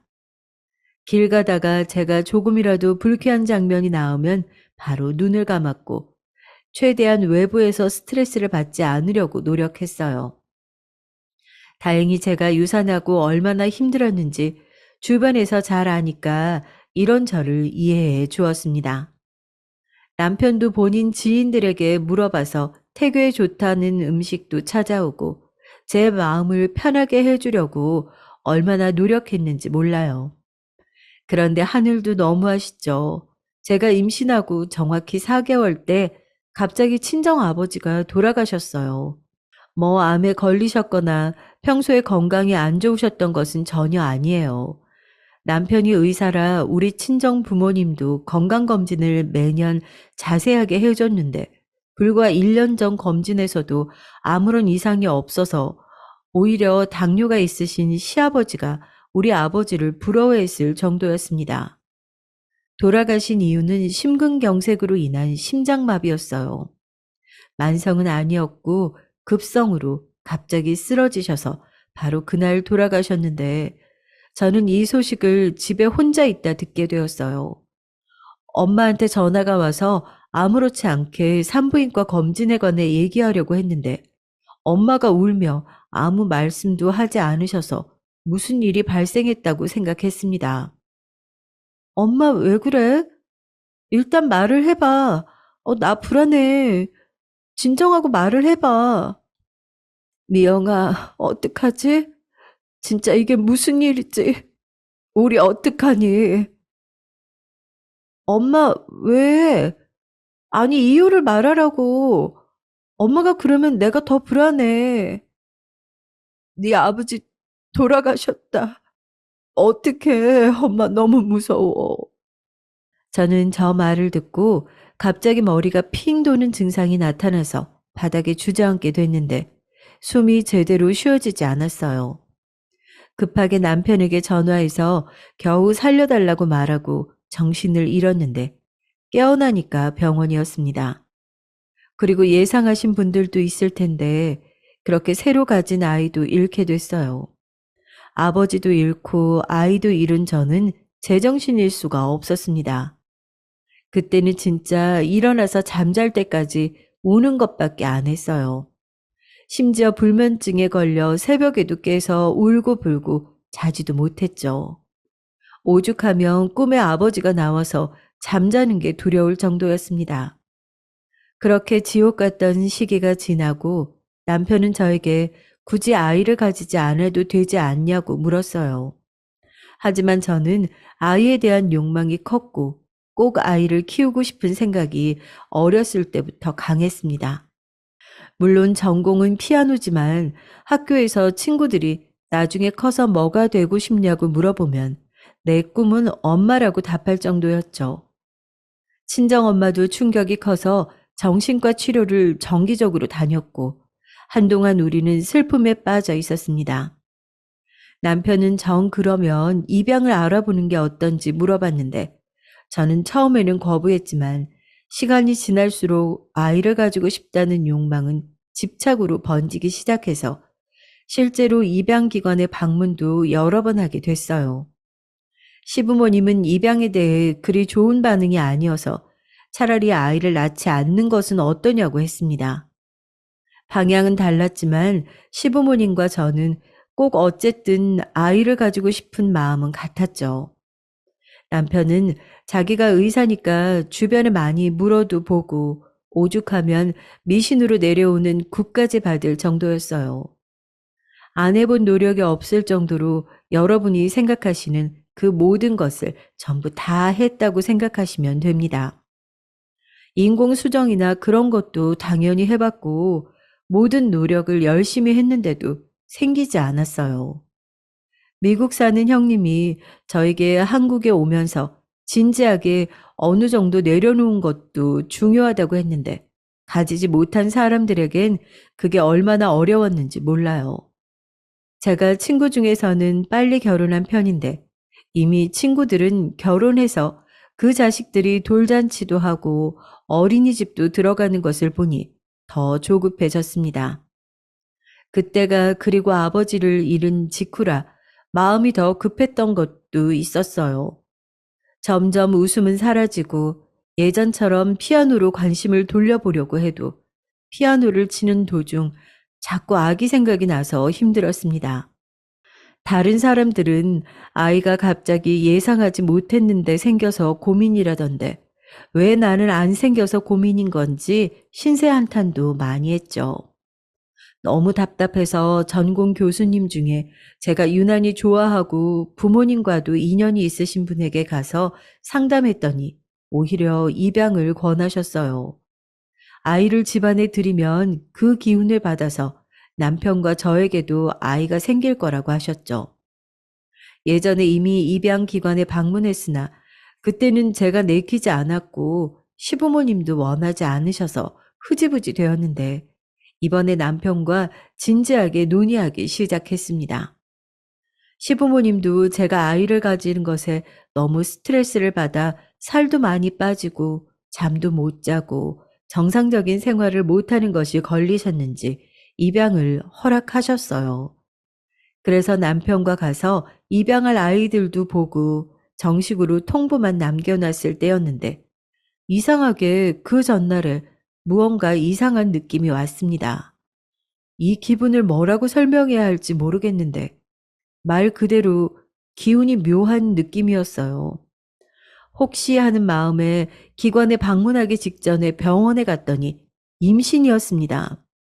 너무 놀라서 사고 회로가 정지됐고 몇 번을 물어봤는지 몰라요. 남편과 같이 갔었는데 믿기지 않아 다시 남편 동료가 일하는 산부인과로 가서 또 검진을 받고 병원을 세 곳을 돌아다니며 확인했습니다. 온몸에 소름이 돋아서 눈물도 나오지 않았어요. 빨리 소식을 양가에 전했고 이번에는 딱 우리 가족끼리만 알고 있기로 얘기했습니다. 괜히 또 주변에 알렸다가 혹시 모를 경우가 생길 수도 있으니까 진짜 얼마나 조심하고 또 조심했는지 몰라요. 제가 너무 아이가 어떻게 잘못될까 봐 두려워 신경을 쓰니까 아이의 남편은 친정엄마를 우리 집으로 불러서 같이 지냈습니다. 시부모님도 절대 저에게 먼저 연락하지 않으셨고 친정엄마와 남편의 보살핌으로 저는 집과 병원만 다니며 태교를 할 수 있었죠. 이상하게 그렇게 임신 준비할 때는 쳐다보기도 싫던 피아노가 임신하니 수월하게 연주되어 얼마나 놀랐는지 몰라요. 일부러 가족들은 무슨 일이 생겨도 저에게 얘기하지 않았고 최대한 안 좋은 뉴스도 안 보려고 텔레비전조차 틀지 않았어요. 유난이라고 생각하실 수도 있는데 아이를 두 번이나 잃은 저는 할 수 있는 한 최대한으로 아이를 지키고 싶었습니다. 돌아가신 아버지가 주신 아이라고 생각하고 열심히 태교하고 자연분만으로 아주 건강하게 아이를 낳게 됐어요. 태어난 아이는 아들이었고 이름은 성민이로 지었습니다. 시부모님이 아주 유명한 철학관에 가서 큰 돈을 주고 지어주신 이름인데 저도 마음에 들었어요. 세상의 모든 아이가 그렇겠지만 저한테 성민이의 의미는 너무나도 컸습니다. 어려웠던 임신이었던 만큼 최대한 아이에게 다 해주고 싶었고 아이가 원하는 것은 다 들어주려고 했어요. 제가 그렇게 컸듯 아들에게도 온 정신을 쏟았습니다. 저는 임신부터 출산까지 너무 힘들었던 터라 다른 아이는 가질 생각을 하지 않았고 그 마음은 양가 어른들과 남편도 같았죠. 아이는 한 명으로 끝내자고 하고 성민이는 양가 어른들의 사랑도 한 몸에 받았습니다. 시부모님도 그렇고 우리 친정엄마도 그랬는데 다들 아이 교육에 관심이 많으셨어요. 그런 저와 남편도 그렇게 자랐으니 똑같은 의견이라 어렸을 때부터 많은 투자를 했죠. 운동도 코치를 붙여 승마를 시키고 최대한 아이가 긍정적이고 좋은 환경에 노출되도록 우리 부부는 아들에게 많이 노력했습니다. 자연스럽게 남편 병원에도 매일 데려가고 주변 인맥들을 활용해 전문직에 노출을 많이 시켰죠. 그러다 아들이 초등학생 때 조기 교육이 중요하다고 생각해서 미국으로 건너가서 살다 왔어요. 남편은 아들의 교육을 위해 잘 나가던 병원 문을 닫았고 우리 셋은 형님이 계신 뉴욕에 가서 지내게 됐습니다. 어차피 개원이야 다시 한국에 와서도 할 수 있으니까 미련 없이 떠나게 됐죠. 시부모님도 동의하셨고 친정엄마가 마음이 걸렸지만 다행히 시어머니가 우리 엄마를 많이 챙겨주셔서 마음 놓고 다녀오게 되었답니다. 오로지 아들의 영어와 인맥을 위해 갔던 거라 거기서도 무조건 아들 중심으로 행동했어요. 형님에게 들은 정보로 부유한 사람들만 가는 뉴욕의 사립학교에서 아들을 입학시키고 남편과 저는 아들에게 질 좋은 인맥을 만들어주려고 얼마나 열심이었는지 모릅니다. 일부러 저는 성격에 맞지도 않는 사교 모임에 나가 열심히 배운 영어로 소통하며 억지로 웃으며 아들 친구를 한 명이라도 더 만들려고 했죠. 그 노력이 통했던 건지 아들은 다행히 생각보다 적응을 잘 할 수 있었어요. 그래도 미국에 형님이 계셔서 저도 마음 둘 곳이 있었고 형님도 우리 부부를 잘 챙겨주셔서 파티가 있으면 우리를 꼭 초대해 주셨고 어디 갈 때도 데리고 다니셨습니다. 제가 피아노 전공이라 파티에서 자리를 일부러 만들어 주셔서 제 실력을 보여줄 수 있게 만들어 주시기도 하셨죠. 저는 예체능 전공이었지만 우리 아들은 남편을 따라 의사가 되길 원했어요. 아빠가 의사니까 도움도 많이 받을 거고 재력이야 충분하니 의사가 된다면 충분히 개원해 줄 능력도 많았으니까요. 그래서 아이가 중학교 때 다시 학교에 와서는 공부를 많이 시켰습니다. 어렵게 가진 아이였던 만큼 제 욕심이 컸던 거죠. 다만 제 욕심이 아이의 성향에 맞지 않았던 건지 한창 사춘기 때는 저와 많이 부딪히기도 했어요. 자유로웠던 미국에서의 초등학교 생활이 아이한테는 맞았던 건지 한국의 교육은 맞지 않았어요. 물론 성적은 좋았지만 고통스러웠던 건지 일탈도 잦았습니다. 일탈이라고 해봤자 학원에 가지 않고 친구들과 햄버거를 먹으러 다니거나 그런 거였지만 그 당시 저는 그런 아들을 이해하지 못했어요. 제가 얼마나 아들을 가지려고 노력했고 또 의사가 되게 하려고 일부러 미국까지 가서 살다 왔는데 그런 제 노력은 몰라주고 저렇게 제 말을 듣지 않고 공부하기 싫다고 대놓고 말하는 아들이 미웠죠. 또 저는 어렸을 때 그냥 부모님이 하라는 대로 컸기 때문에 부모한테 저렇게 반항하는 아들의 모습에 적응할 수가 없었습니다. 그래서 중학생 때는 아들과 많이 부딪혔는데 언제는 이런 적도 있었어요. 제가 열심히 주변 엄마들과 정보 공유를 해서 알아낸 과외 선생님을 집으로 불렀는데 갑자기 선생님이 첫 수업을 하고 나오더니 고개를 절레절레 흔들며 우리 아들과는 과외를 못하겠다고 하시는 거예요. 왜 그러세요, 선생님? 아니, 성민이가 무슨 잘못이라도 했나요? 공부하기 싫다고 저보고 오지 말라고 하더라고요. 저한테 돈 얼마 주냐고 묻던데 이런 학생과는 저도 수업하는 게 힘들어서요. 모시기 힘든 선생님이라 대기표를 뽑아가면서 기다리다 모셔온 수학 선생님인데 아들이 자기 입으로 저렇게 말했다니 너무 충격이 컸습니다. 선생님이 돌아가시자마자 아들에게 가서 냅다 책상에 있는 책을 바닥으로 던졌어요.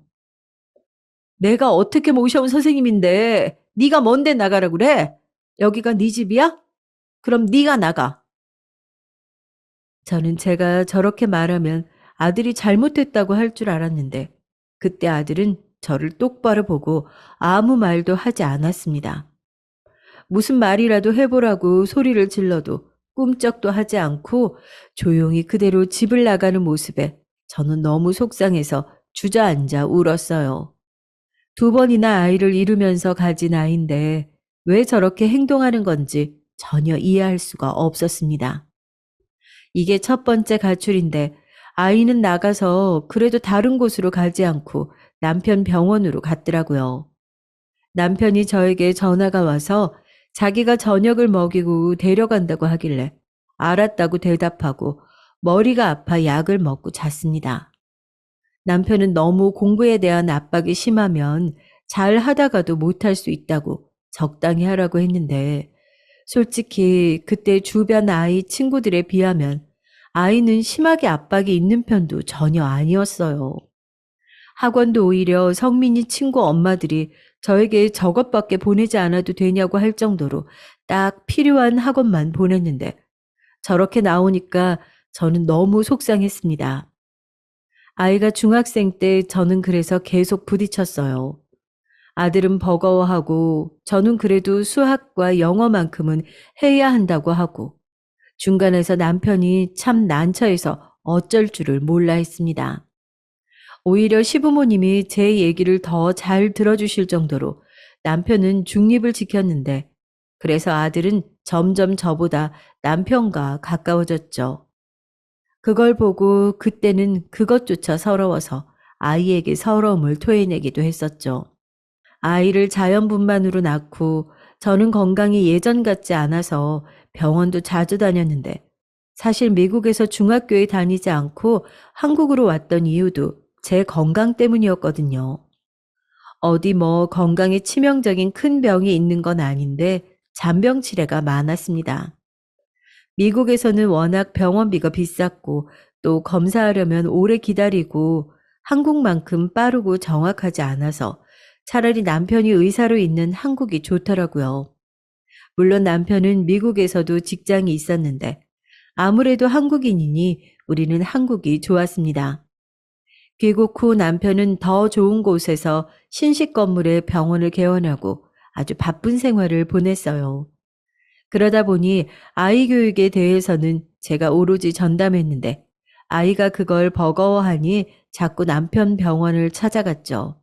저보다 병원을 자주 가는 아이 때문에 그것도 참 골치 아팠어요. 너는 왜 자꾸 아빠 병원에 가? 집으로 와서 공부해. 내가 우리 아빠 병원 가는데 그것도 이제 뭐라고 해요?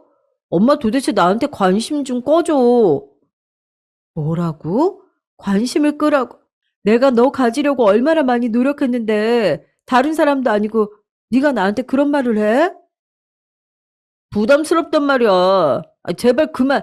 제발 부탁이에요. 아이와 저는 하루가 멀게 싸웠는데 주위 친구들에게 털어놓으면 아이 편을 드는 친구도 있고 제 편을 들어주는 친구도 있었어요. 주로 이렇게 아이와 감정 싸움을 하는 친구들은 자녀가 딸이었는데 아들하고 이렇게 부딪히는 사람은 제가 유일했죠. 그리고 공부도 그랬지만 무엇보다 아들과 많이 싸웠던 이유는 따로 있었습니다. 바로 친구 관계였는데 저는 일부러 아이의 교육 환경을 위해 미국을 갔던 거였고 한국에 와서도 중학교를 흔히 말하는 강남에 있는 유명 중학교에 입학시켰어요. 학원도 동네 엄마들과 공유해서 학업 분위기가 좋은 곳에 보냈고 개인 과외를 붙여 집으로 선생님을 불렀죠. 조금이라도 질이 나쁜 사람과 어울리지 않게 하려고 그랬던 건데 아이는 그런 제 마음을 몰라주고 질이 나쁜 아이와 어울리기도 했어요. 이 동네 분위기가 전혀 그런 분위기가 아닌데 다른 동네까지 가서 학원을 빠지고 노래방에 가고 다 큰 중학생이 놀이터에 모여있기도 했죠. 그걸 보고 저는 진지하게 다른 중학교로 전화까지 시키려고 했는데 이건 남편이 막아서 그러지 못했습니다. 결국 고등학교는 기숙사가 있는 명문고에 보내려고 했는데 아이도 오히려 기숙사가 있는 곳에 가고 싶다고 해서 이유는 달랐지만 어쨌든 중학교를 졸업하고는 집에서 다니는 게 아니고 기숙사가 있는 명문고에 진학하게 됐어요. 철이 들었던지 떨어져 있어서 그런 건지 고등학교에 가서는 아이와 저는 중학교 때처럼 부딪히지 않았습니다. 저도 몸이 떨어져 있으니까 예전처럼 학교가 끝나고 바로 아이를 데리러 학교 앞으로 가서 학원에 데려다 주고 데리고 와서 과외 선생님 맞이하지 않아도 되니 상대적으로 마음에 여유가 생기기도 했죠.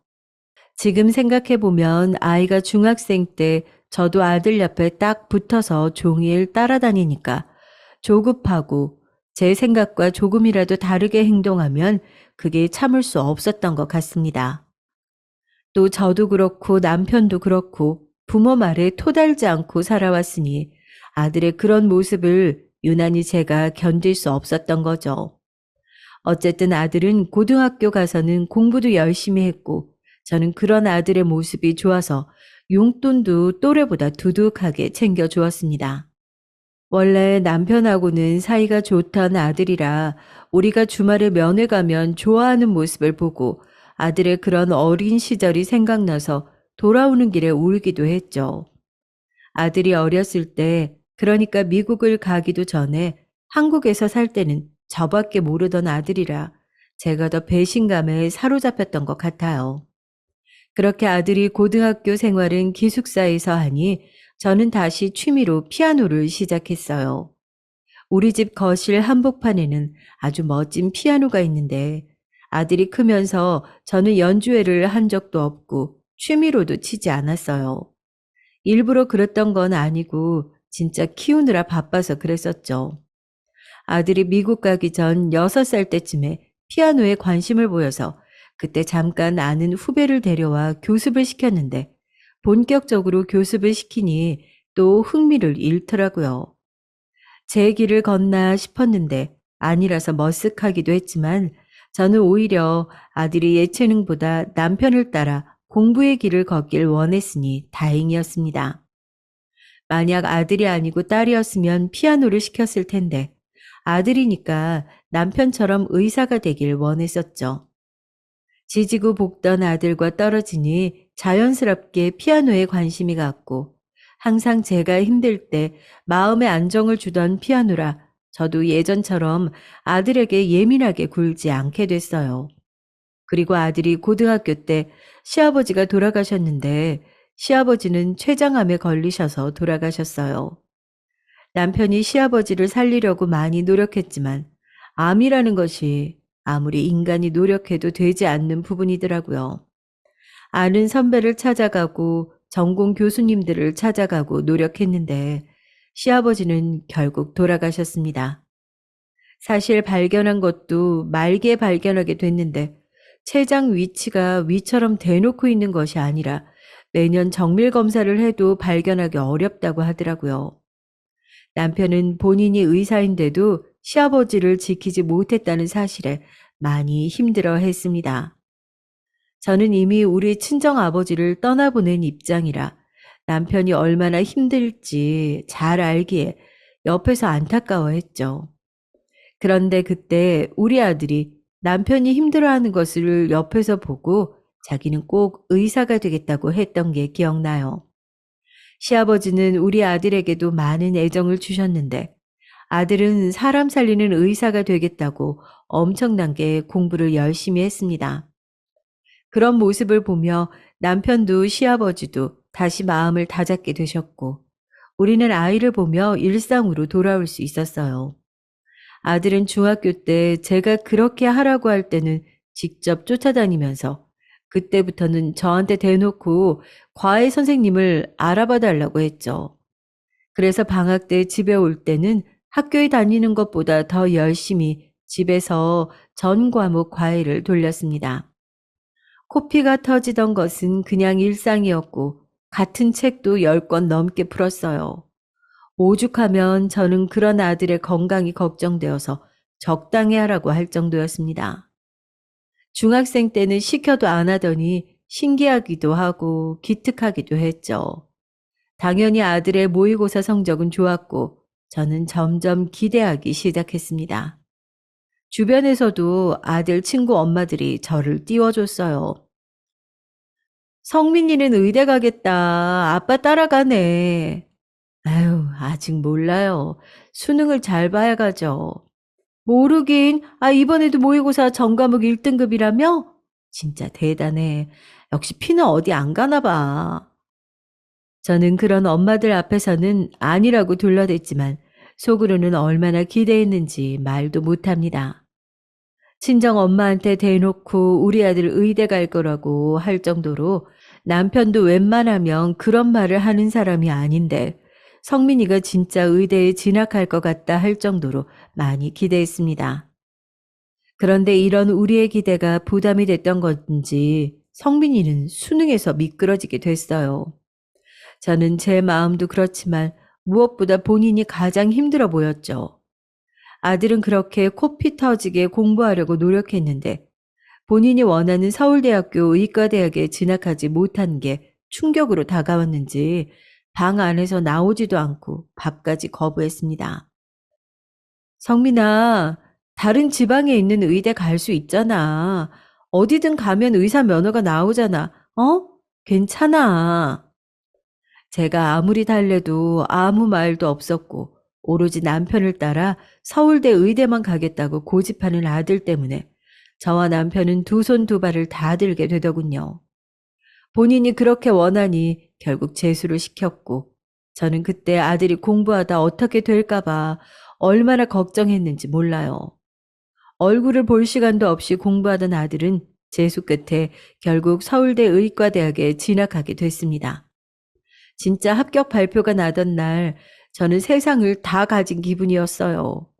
기쁘다는 말로는 그 감정을 제대로 설명할 수가 없을 것 같아요.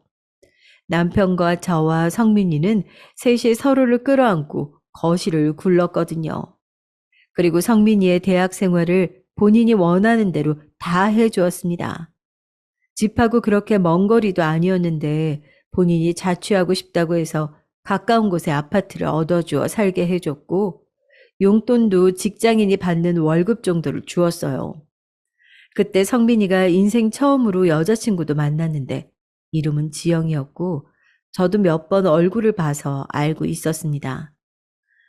참 착하고 예뻤던 학생인데 졸업 때쯤 헤어졌다는 소리를 듣고 얼마나 안타까웠는지 몰라요.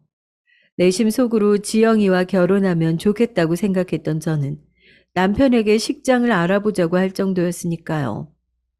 아들이 의대에 가고 친구들 모임에 가면 기가 살아서 즐거웠습니다. 어딜 가도 남편은 의사고 아들은 지금 의사 준비 중이라는 소리를 하면 저를 대단하게 여기니까 그게 너무 좋았어요. 시어머니와 친정엄마도 의사 집안이라고 며느리를 기대하셨습니다. 저는 아들이 의사니까 당연히 본인도 의사인 며느리를 원하겠지 생각했어요. 그래서 몇 번 떠봤는데 아들은 연애 얘기만 나오면 입을 꾹 다물었습니다. 제가 아마 첫 여자친구인 지영이를 만날 때 관심을 가졌던 게 부담스러웠나 봐요. 저는 아들 여자친구라고 싫었던 게 아니고 오히려 지영이와 결혼하길 바라서 관심을 가졌던 건데 아들은 그 이후로 제가 연애나 결혼 얘기를 꺼내면 자리를 뜰 정도였어요. 남편하고 더 친했던 아들이라 남편을 시켜서 물어봐도 반응은 똑같았습니다. 남편은 때가 되면 할 거라고 일단 그냥 지켜보자고 해서 저도 한 발짝 멀리 떨어져서 보게 됐어요. 그런데 아들은 대학을 졸업하고 인턴을 지나 전공의 과정을 거쳤는데 그때는 너무 바빠서 연락도 제대로 되지 않았죠. 아들은 전공을 내과로 결정했는데 남편과는 세부 전공이 달라 같이 병원에서 일하는 게 아니고 개원해 주기로 했습니다. 저는 그렇게 아들의 인생이 생각한 대로 흘러가겠다고 생각했는데 전공의 과정이 끝날 때쯤 충격적인 소리를 듣게 됐어요. 너무 충격적이라 그날의 뒷일이 전혀 생각나지도 않습니다. 아들이 진지하게 할 말이 있다며 바쁜 시간을 쪼개서 남편과 저를 한정식 식당으로 불렀는데 가기 전에 너무 진지하게 말하길래 남편과 저는 어느 정도 예상을 하고 갔어요. 결혼할 사람이 있다고 말하겠지 생각하고 갔는데 역시나 예상대로 아들은 우리 부부에게 결혼하겠다고 발표했습니다. 아들의 결혼은 분명 좋은 소식이고 저도 며느리를 기대하고 있던 터라 결혼 자체에는 참 긍정적이었어요. 그런데 뒷말이 너무 충격적이었습니다. 그래 아들, 며느리는 뭐 하는 사람이야? 집으로 데려와. 우리 병원 간호조무사로 일해요. 진짜 착하고 예쁘고 성실한 마음 따뜻한 사람이에요. 뭐? 간호사도 아니고 간호조무사? 네. 엄마가 그러실 줄 알긴 했는데 진짜 선한 사람이니까 너무 뭐라고 하지 마세요. 저는 아들의 충격적인 말에 입맛도 떨어져서 숟가락을 더 들지도 못했습니다. 말하고 가자면 저는 간호사나 간호조무사 직업을 비하하는 것은 진짜 전혀 아니에요. 다만 아들이 코피 터지게 노력해서 의대에 진학하고 지금 개원을 앞두고 있는데 며느리 될 사람이 대학도 나오지 않은 고졸 출신 간호조무사라는 소식이 너무 달갑지 않았습니다. 물론 사람 됨됨이가 중요하다고 생각하실 수도 있는데 저는 그렇지 않았어요. 결혼이 연애도 아니고 집안과 집안의 연결이니 신중하게 생각해야 한다고 봅니다. 그런데 아들이 저런 말을 하니까 무슨 말을 해야 할지도 모르겠고 씹던 밥알이 돌같이 느껴졌어요. 남편도 저와 같은 반응으로 아무 말도 하지 않으니까 아들은 그런 우리를 보고 본인의 마음은 절대 변하지 않을 거라고 했습니다. 안 돼. 긴 말 안 해. 허락 못 해. 엄마가 새로 소개해 줄게. 세상에 좋은 사람 많아. 아빠도 그래요? 엄만 당연히 그럴 줄 알고 기대도 안 했어요. 아들, 그날 어떻게 집에 왔는지 기억도 나지 않습니다. 일어나서도 머리가 너무 아파 집에서 일하시는 분이 죽을 차려줬는데 그것도 한 입 먹고 말았어요. 남편도 출근하지 못하고 집에서 둘이 머리를 부여잡고 이게 현실인지 아닌지 생각했는데 너무 안타깝게도 현실이 맞았습니다. 아들에게 연락해도 아들은 꼭 그 간호조무사와 결혼하겠다는 말만 되풀이했고 저는 어떻게든 이 결혼을 막아야 하지 생각했어요. 그래서 일단 아들에게 얼굴을 보고 얘기하는 게 우선이라고 데려오라고 구슬렀습니다. 결혼 허락은 당연히 하지 않을 거지만 누구인지 알긴 해야겠다 생각했죠. 그렇게 아들은 여자친구를 우리 집으로 데려왔는데 저는 도저히 표정 관리가 되지 않았습니다. 속으로 얼굴이 엄청 예쁜가 생각했는데 생각보다 그렇게 예쁘지도 않았어요. 아가씨 부모님은 무슨 일을 하세요? 아버지는 돌아가셨고 어머니는 식당에서 장사하세요. 어느 식당? 그냥 작게 국수 파세요.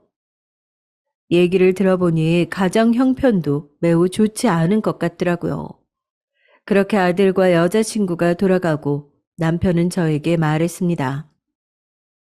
그래도 성민이 말대로 심성은 착해 보여. 착한 게 중요해요? 여보, 급이 중요하지. 당신 저런 며느리 들이려고 우리 성민이 미국까지 가서 살게 했어? 고졸이라잖아. 집은 어디 사는지 모르겠지만 안 봐도 뻔해. 우리가 그래도 여유로우니까 그럼 간호대학이라도 보내주는 게 어때? 아까 말 들어보니까 형편이 좋지 않아서 대학을 가고 싶어도 못 갔다고 했잖아. 아니, 왜 우리가 그런 노력을 해? 뭔 간호사야, 그리고 동료 여자인 의사들이 얼마나 많은데. 남편은 예비 며느리가 사람은 괜찮은 것 같다고 긍정적으로 말하더라고요. 저는 그런 남편의 말도 듣기 싫었고 다음날 무작정 아들과 여자친구가 일하는 대학병원으로 찾아갔어요. 이름을 기억했기 때문에 가서 물어보니 마침 근무 중이더라고요.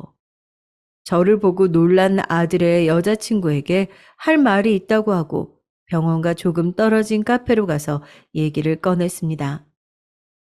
다른 사람도 그렇겠지만 우리 성민이 진짜 힘들게 가졌어요. 두 번의 유산 끝에 가진 아이고 키울 때도 엄청난 정성을 들여서 키웠어요. 단도직입적으로 말할게요. 우리 성민이 놓아주세요. 어머니, 제가 잘할게요. 저 공부해서 간호사 될게요. 어울리는 사람이 되도록 노력할게요. 저 너무 성민 씨 사랑해요.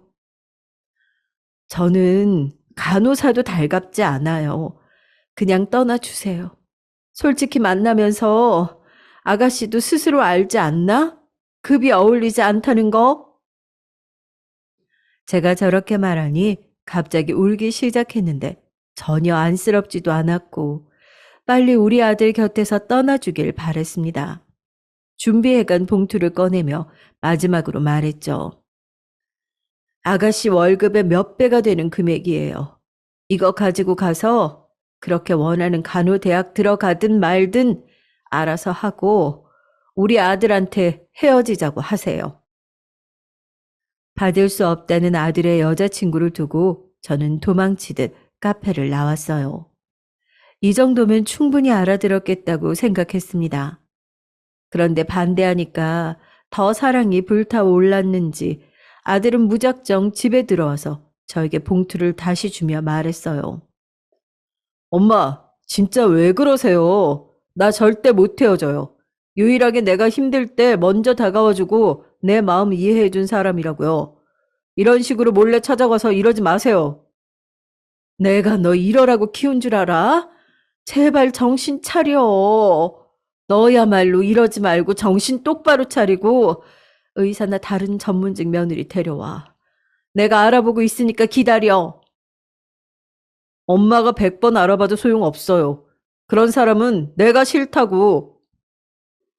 만약 아들이 포기하지 않고 저 여자와 결혼하게 된다면 그때는 제가 너무 창피해서 얼굴을 들지 못하고 다닐 것 같았습니다. 남들은 다 전문직끼리 결혼하는데 저만 고졸 출신 며느리를 집에 들인다는 것도 용서할 수가 없었어요. 아들과 대판 싸우고 밤에 남편과 얘기하는데 남편은 그럼 차라리 며느리를 공부시켜서 의대에 진학시키자고 하더라고요. 육아하는 것도 아니고 이미 전문직인 사람과 결혼해야지 전문직이 되게 도와주는 것은 무슨 생각인지 남편도 꼴보기가 싫었습니다. 결국 저는 사람을 시켜서 아들 여자친구의 어머니가 하시는 식당을 알아냈어요. 거기에 갔더니 진짜 깜짝 놀랐습니다. 제 생각보다 훨씬 열악한 환경에서 일하고 있었고 크기도 우리 집에 있는 창고보다 작은 곳이었죠. 어머님 식당을 보고 오히려 더 반대하는 마음만 커진 채 들어가서 말했어요. 안녕하세요. 저 따님 남자친구 엄마예요. 따님이 우리 집 아들과 결혼하겠다고 하는데 좀 말려주시겠어요? 이 돈이면 다른 곳 가서 정착하고도 남을 돈입니다. 부탁드려요. 엄마 말은 잘 듣는 착한 딸이겠죠. 저는 여자친구에게 건넸던 돈의 2배를 주며 말했습니다. 그 당시에 저는 눈에 뵈는 게 없었고 제발 우리 아들을 놔주길 바랬어요. 어머니는 돈을 보고 놀란 눈을 감추지 못한 채로 가만히 있길래 그대로 놔두고 나왔습니다. 역시나 며칠 뒤 아들은 집에 와서 울며 소리를 질렀는데 전혀 개의치 않았어요.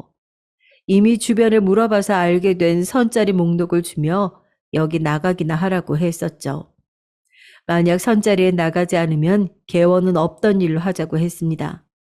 남편은 그냥 제가 겁주려는 용도인 줄 알았을 텐데 저는 진지했어요. 그런데도 아들은 여자친구와 헤어지지 않길래 저는 다시 한번 여자친구를 찾아가게 됐습니다. 찾아가던 날이 근무날이 아니라길래 다음 날 또 찾아가서 무작정 병원에서 말했어요. 헤어지라고. 의사 만나서 팔자 필 준비했지? 포기해. 몇 번을 말해야 알아들어. 순진한 내 아들 어떻게 해서 결혼할 생각하지 말고 제발 헤어지라고. 네 엄마한테 준 돈 그거 당신 연봉의 몇 배야. 돈 더 필요해? 그럼 말해. 얼마 줘? 아들 여자친구는 제 말을 듣더니 저를 피해 다녔는데 저는 끝까지 따라다니며 말했습니다. 급기야 울기 시작한 그 사람을 앞두고 저는 그대로 병원을 빠져나왔어요. 남편에게 전화를 걸어 아들이 찾아와도 내보내라고 말했죠. 그리고 실제로 아들이 집에 와도 문을 열어주지 않았습니다. 저는 그렇게 하면 둘이 헤어질 줄 알고 그랬던 건데 전혀 제 예상과는 전혀 다른 일이 발생하게 됐죠. 그날도 머리가 아파 아침부터 두통약을 먹고 선짜리 관련해서 전화를 하고 있었는데 갑자기 남편에게 전화가 왔습니다. 여보, 큰일 났어. 성민이 여자친구 어떡하지? 일단 내가 주소 찍을 테니까 거기로 와. 남편은 말을 잇지 못하고 저에게 문자를 하나 보내주었는데 문자의 주소는 다름 아닌 장례식장 주소였습니다. 알고 봤더니 아들의 여자친구는 홀로 극단적인 선택을 한 거였어요. 저는 너무 충격을 받게 됐는데 장례식장에 갔더니 아들이 저를 보며 울며 소리를 질렀습니다. 엄마가 여기가 어디라고 와요. 당장 나가. 그냥 나가라고. 아들은 분노해서 저에게 소리를 지르고 그 여자의 엄마는 울다 쓰러지고 난리가 아니었어요. 그 뒤로 저는 아들에게 사과하려고 무던히 노력했지만 전혀 받아들여지지 않았습니다. 제가 아무리 사과해도 저 자체를 모른 척 하더라고요. 개원 일정을 맞추려고 연락해도 전혀 듣지 않았고 심지어 다니던 병원을 그만두었어요. 아마 여자친구가 생각나서 못 다니는 것 같았죠. 저는 아들에게 문자로 어떤 여자든 네가 선택하라고 강요하지 않겠다고 했지만 답장은 전혀 오지 않았습니다. 이 사건으로 남편과 얼마나 많이 싸웠는지 몰라요. 남편은 병원까지 찾아간 것은 심했다고 저에게 어떻게 그럴 수 있냐고 하고 저도 많은 후회를 했습니다. 아들은 그렇게 되고 싶었던 의사도 안 하겠다고 남편에게 말했다고 하더라고요. 제 연락은 받지도 않았고 남편의 연락도 일주일에 한 번 겨우 받아서 집에 찾아가도 없고 병원은 그만뒀고 얼마나 걱정했는지 모릅니다. 혹시 몰라서 전 여자친구의 어머님이 하던 가게에 찾아가도 가게는 이미 문을 닫아서 어머님 얼굴도 볼 수 없었죠. 주서 냈던 선자리들도 다 없애고 저는 아들의 행방을 찾느라 고생을 했는데 아들은 저와 아예 인연을 끊겠다고 작정한 건지 전혀 연락되지 않았어요. 그렇게 몇 주가 몇 달이 되고 시간이 흐를수록 저도 얼마나 후회하며 반성했는지 몰라요. 그런데 남편의 연락은 그래도 받던 아들이 남편의 연락도 받지 않았어요. 남편은 병원도 쉬어가며 저와 같이 아들을 찾아다녔는데 도저히 찾을 수가 없었습니다. 아들 전 직장에 찾아가서 물어봐도 모른다고 하고 전화번호도 미미 바꿨는지 다른 사람이 받았어요. 그렇게 애가 탄 2주가 지나고 저는 한 통의 전화를 받게 됐습니다. 그 전화를 받고 그만 기절하고 말았어요. 안녕하세요. 이성민 씨 보호자 되시나요? 저 경찰이고요. 아드님이 돌아가셔서 연락드렸습니다. 아들은 여자친구와 결혼하지 못하자 그 뒤를 따라갔어요. 처음에는 그 현실이 도저히 믿기지 않아서 얼마나 부정했는지 모릅니다. 지방까지 달려가서 아들의 시체를 봤을 때도 믿기지가 않아서 몇 번을 심장에 귀를 가져다 댔는지 몰라요. 오열하며 우는 남편 옆에서 저는 이게 꿈이라고 느껴져서 눈물도 흘리지 못했어요. 아들을 가지기 위해 노력했던 날들과 태교하며 기다렸던 날들, 그리고 태어나서 어떻게 키웠는지 진짜 파노라마처럼 머리에서 펼쳐지기 시작했습니다. 유치원 다녔던 것부터 미국 가서 남편과 셋이 생활했던 초등학교 생활과 그 뒤에 한국에 와서 중학교 때 학업 관련으로 저와 부딪혔던 것, 그리고 기숙사가 딸린 고등학교에 가서 지냈던 날들, 마지막으로 원하던 학교에 들어가서 의사가 되겠다고 노력했던 아들, 그때는 아들을 위해서 했다고 자부했던 일이 알고 보면 그건 다 제 마음을 위했던 일들이라는 것을 아들을 보내고 알게 됐습니다. 의사가 되고 누구보다 일에 열정적이었던 아들이라 주위에서도 유명했고 주변에서 친구들도 많았던 아들이 저 때문에 세상을 떠나다니 저는 이 현실을 믿을 수가 없었어요. 아무리 후회하고 반성하고 자신을 탓해도 죽은 아들은 되돌아오지 않았습니다. 남편은 아들을 잃고 저와 말도 하지 않았고 심지어 병원에서 자며 생활했어요. 그래도 저는 그런 남편을 이해했고 그냥 종일 멍했습니다. 아마 이 사연을 듣는 분들은 저에게 제 행동을 후회하냐고 물어보실 것 같은데요. 거기에 대한 제 대답은 네, 맞습니다. 지금 미치도록 후회하고 있고 과거로 되돌아간다면 저는 그러지 않을 거예요. 그런데 아무리 후회하고 반성하고 있어도 살면서 아들을 다시는 만나지 못한다는 사실은 변하지 않아서 힘들었어요. 만약 아들이 다시 돌아올 수 있다면 저는 아들의 여자친구가 며느리가 되는 것을 반대하지 않고 축하하며 기꺼이 받아들일 거예요. 하지만 이렇게 뉘우쳐도 변하지 않는 사실을 받아들이는 게 참 힘이 듭니다. 제가 사연을 제보한 것도 여러분은 이러지 말라고 전하는 거예요. 물론 저처럼 행동하는 분들이 많지 않을 거라는 것은 저도 이미 알고 있습니다.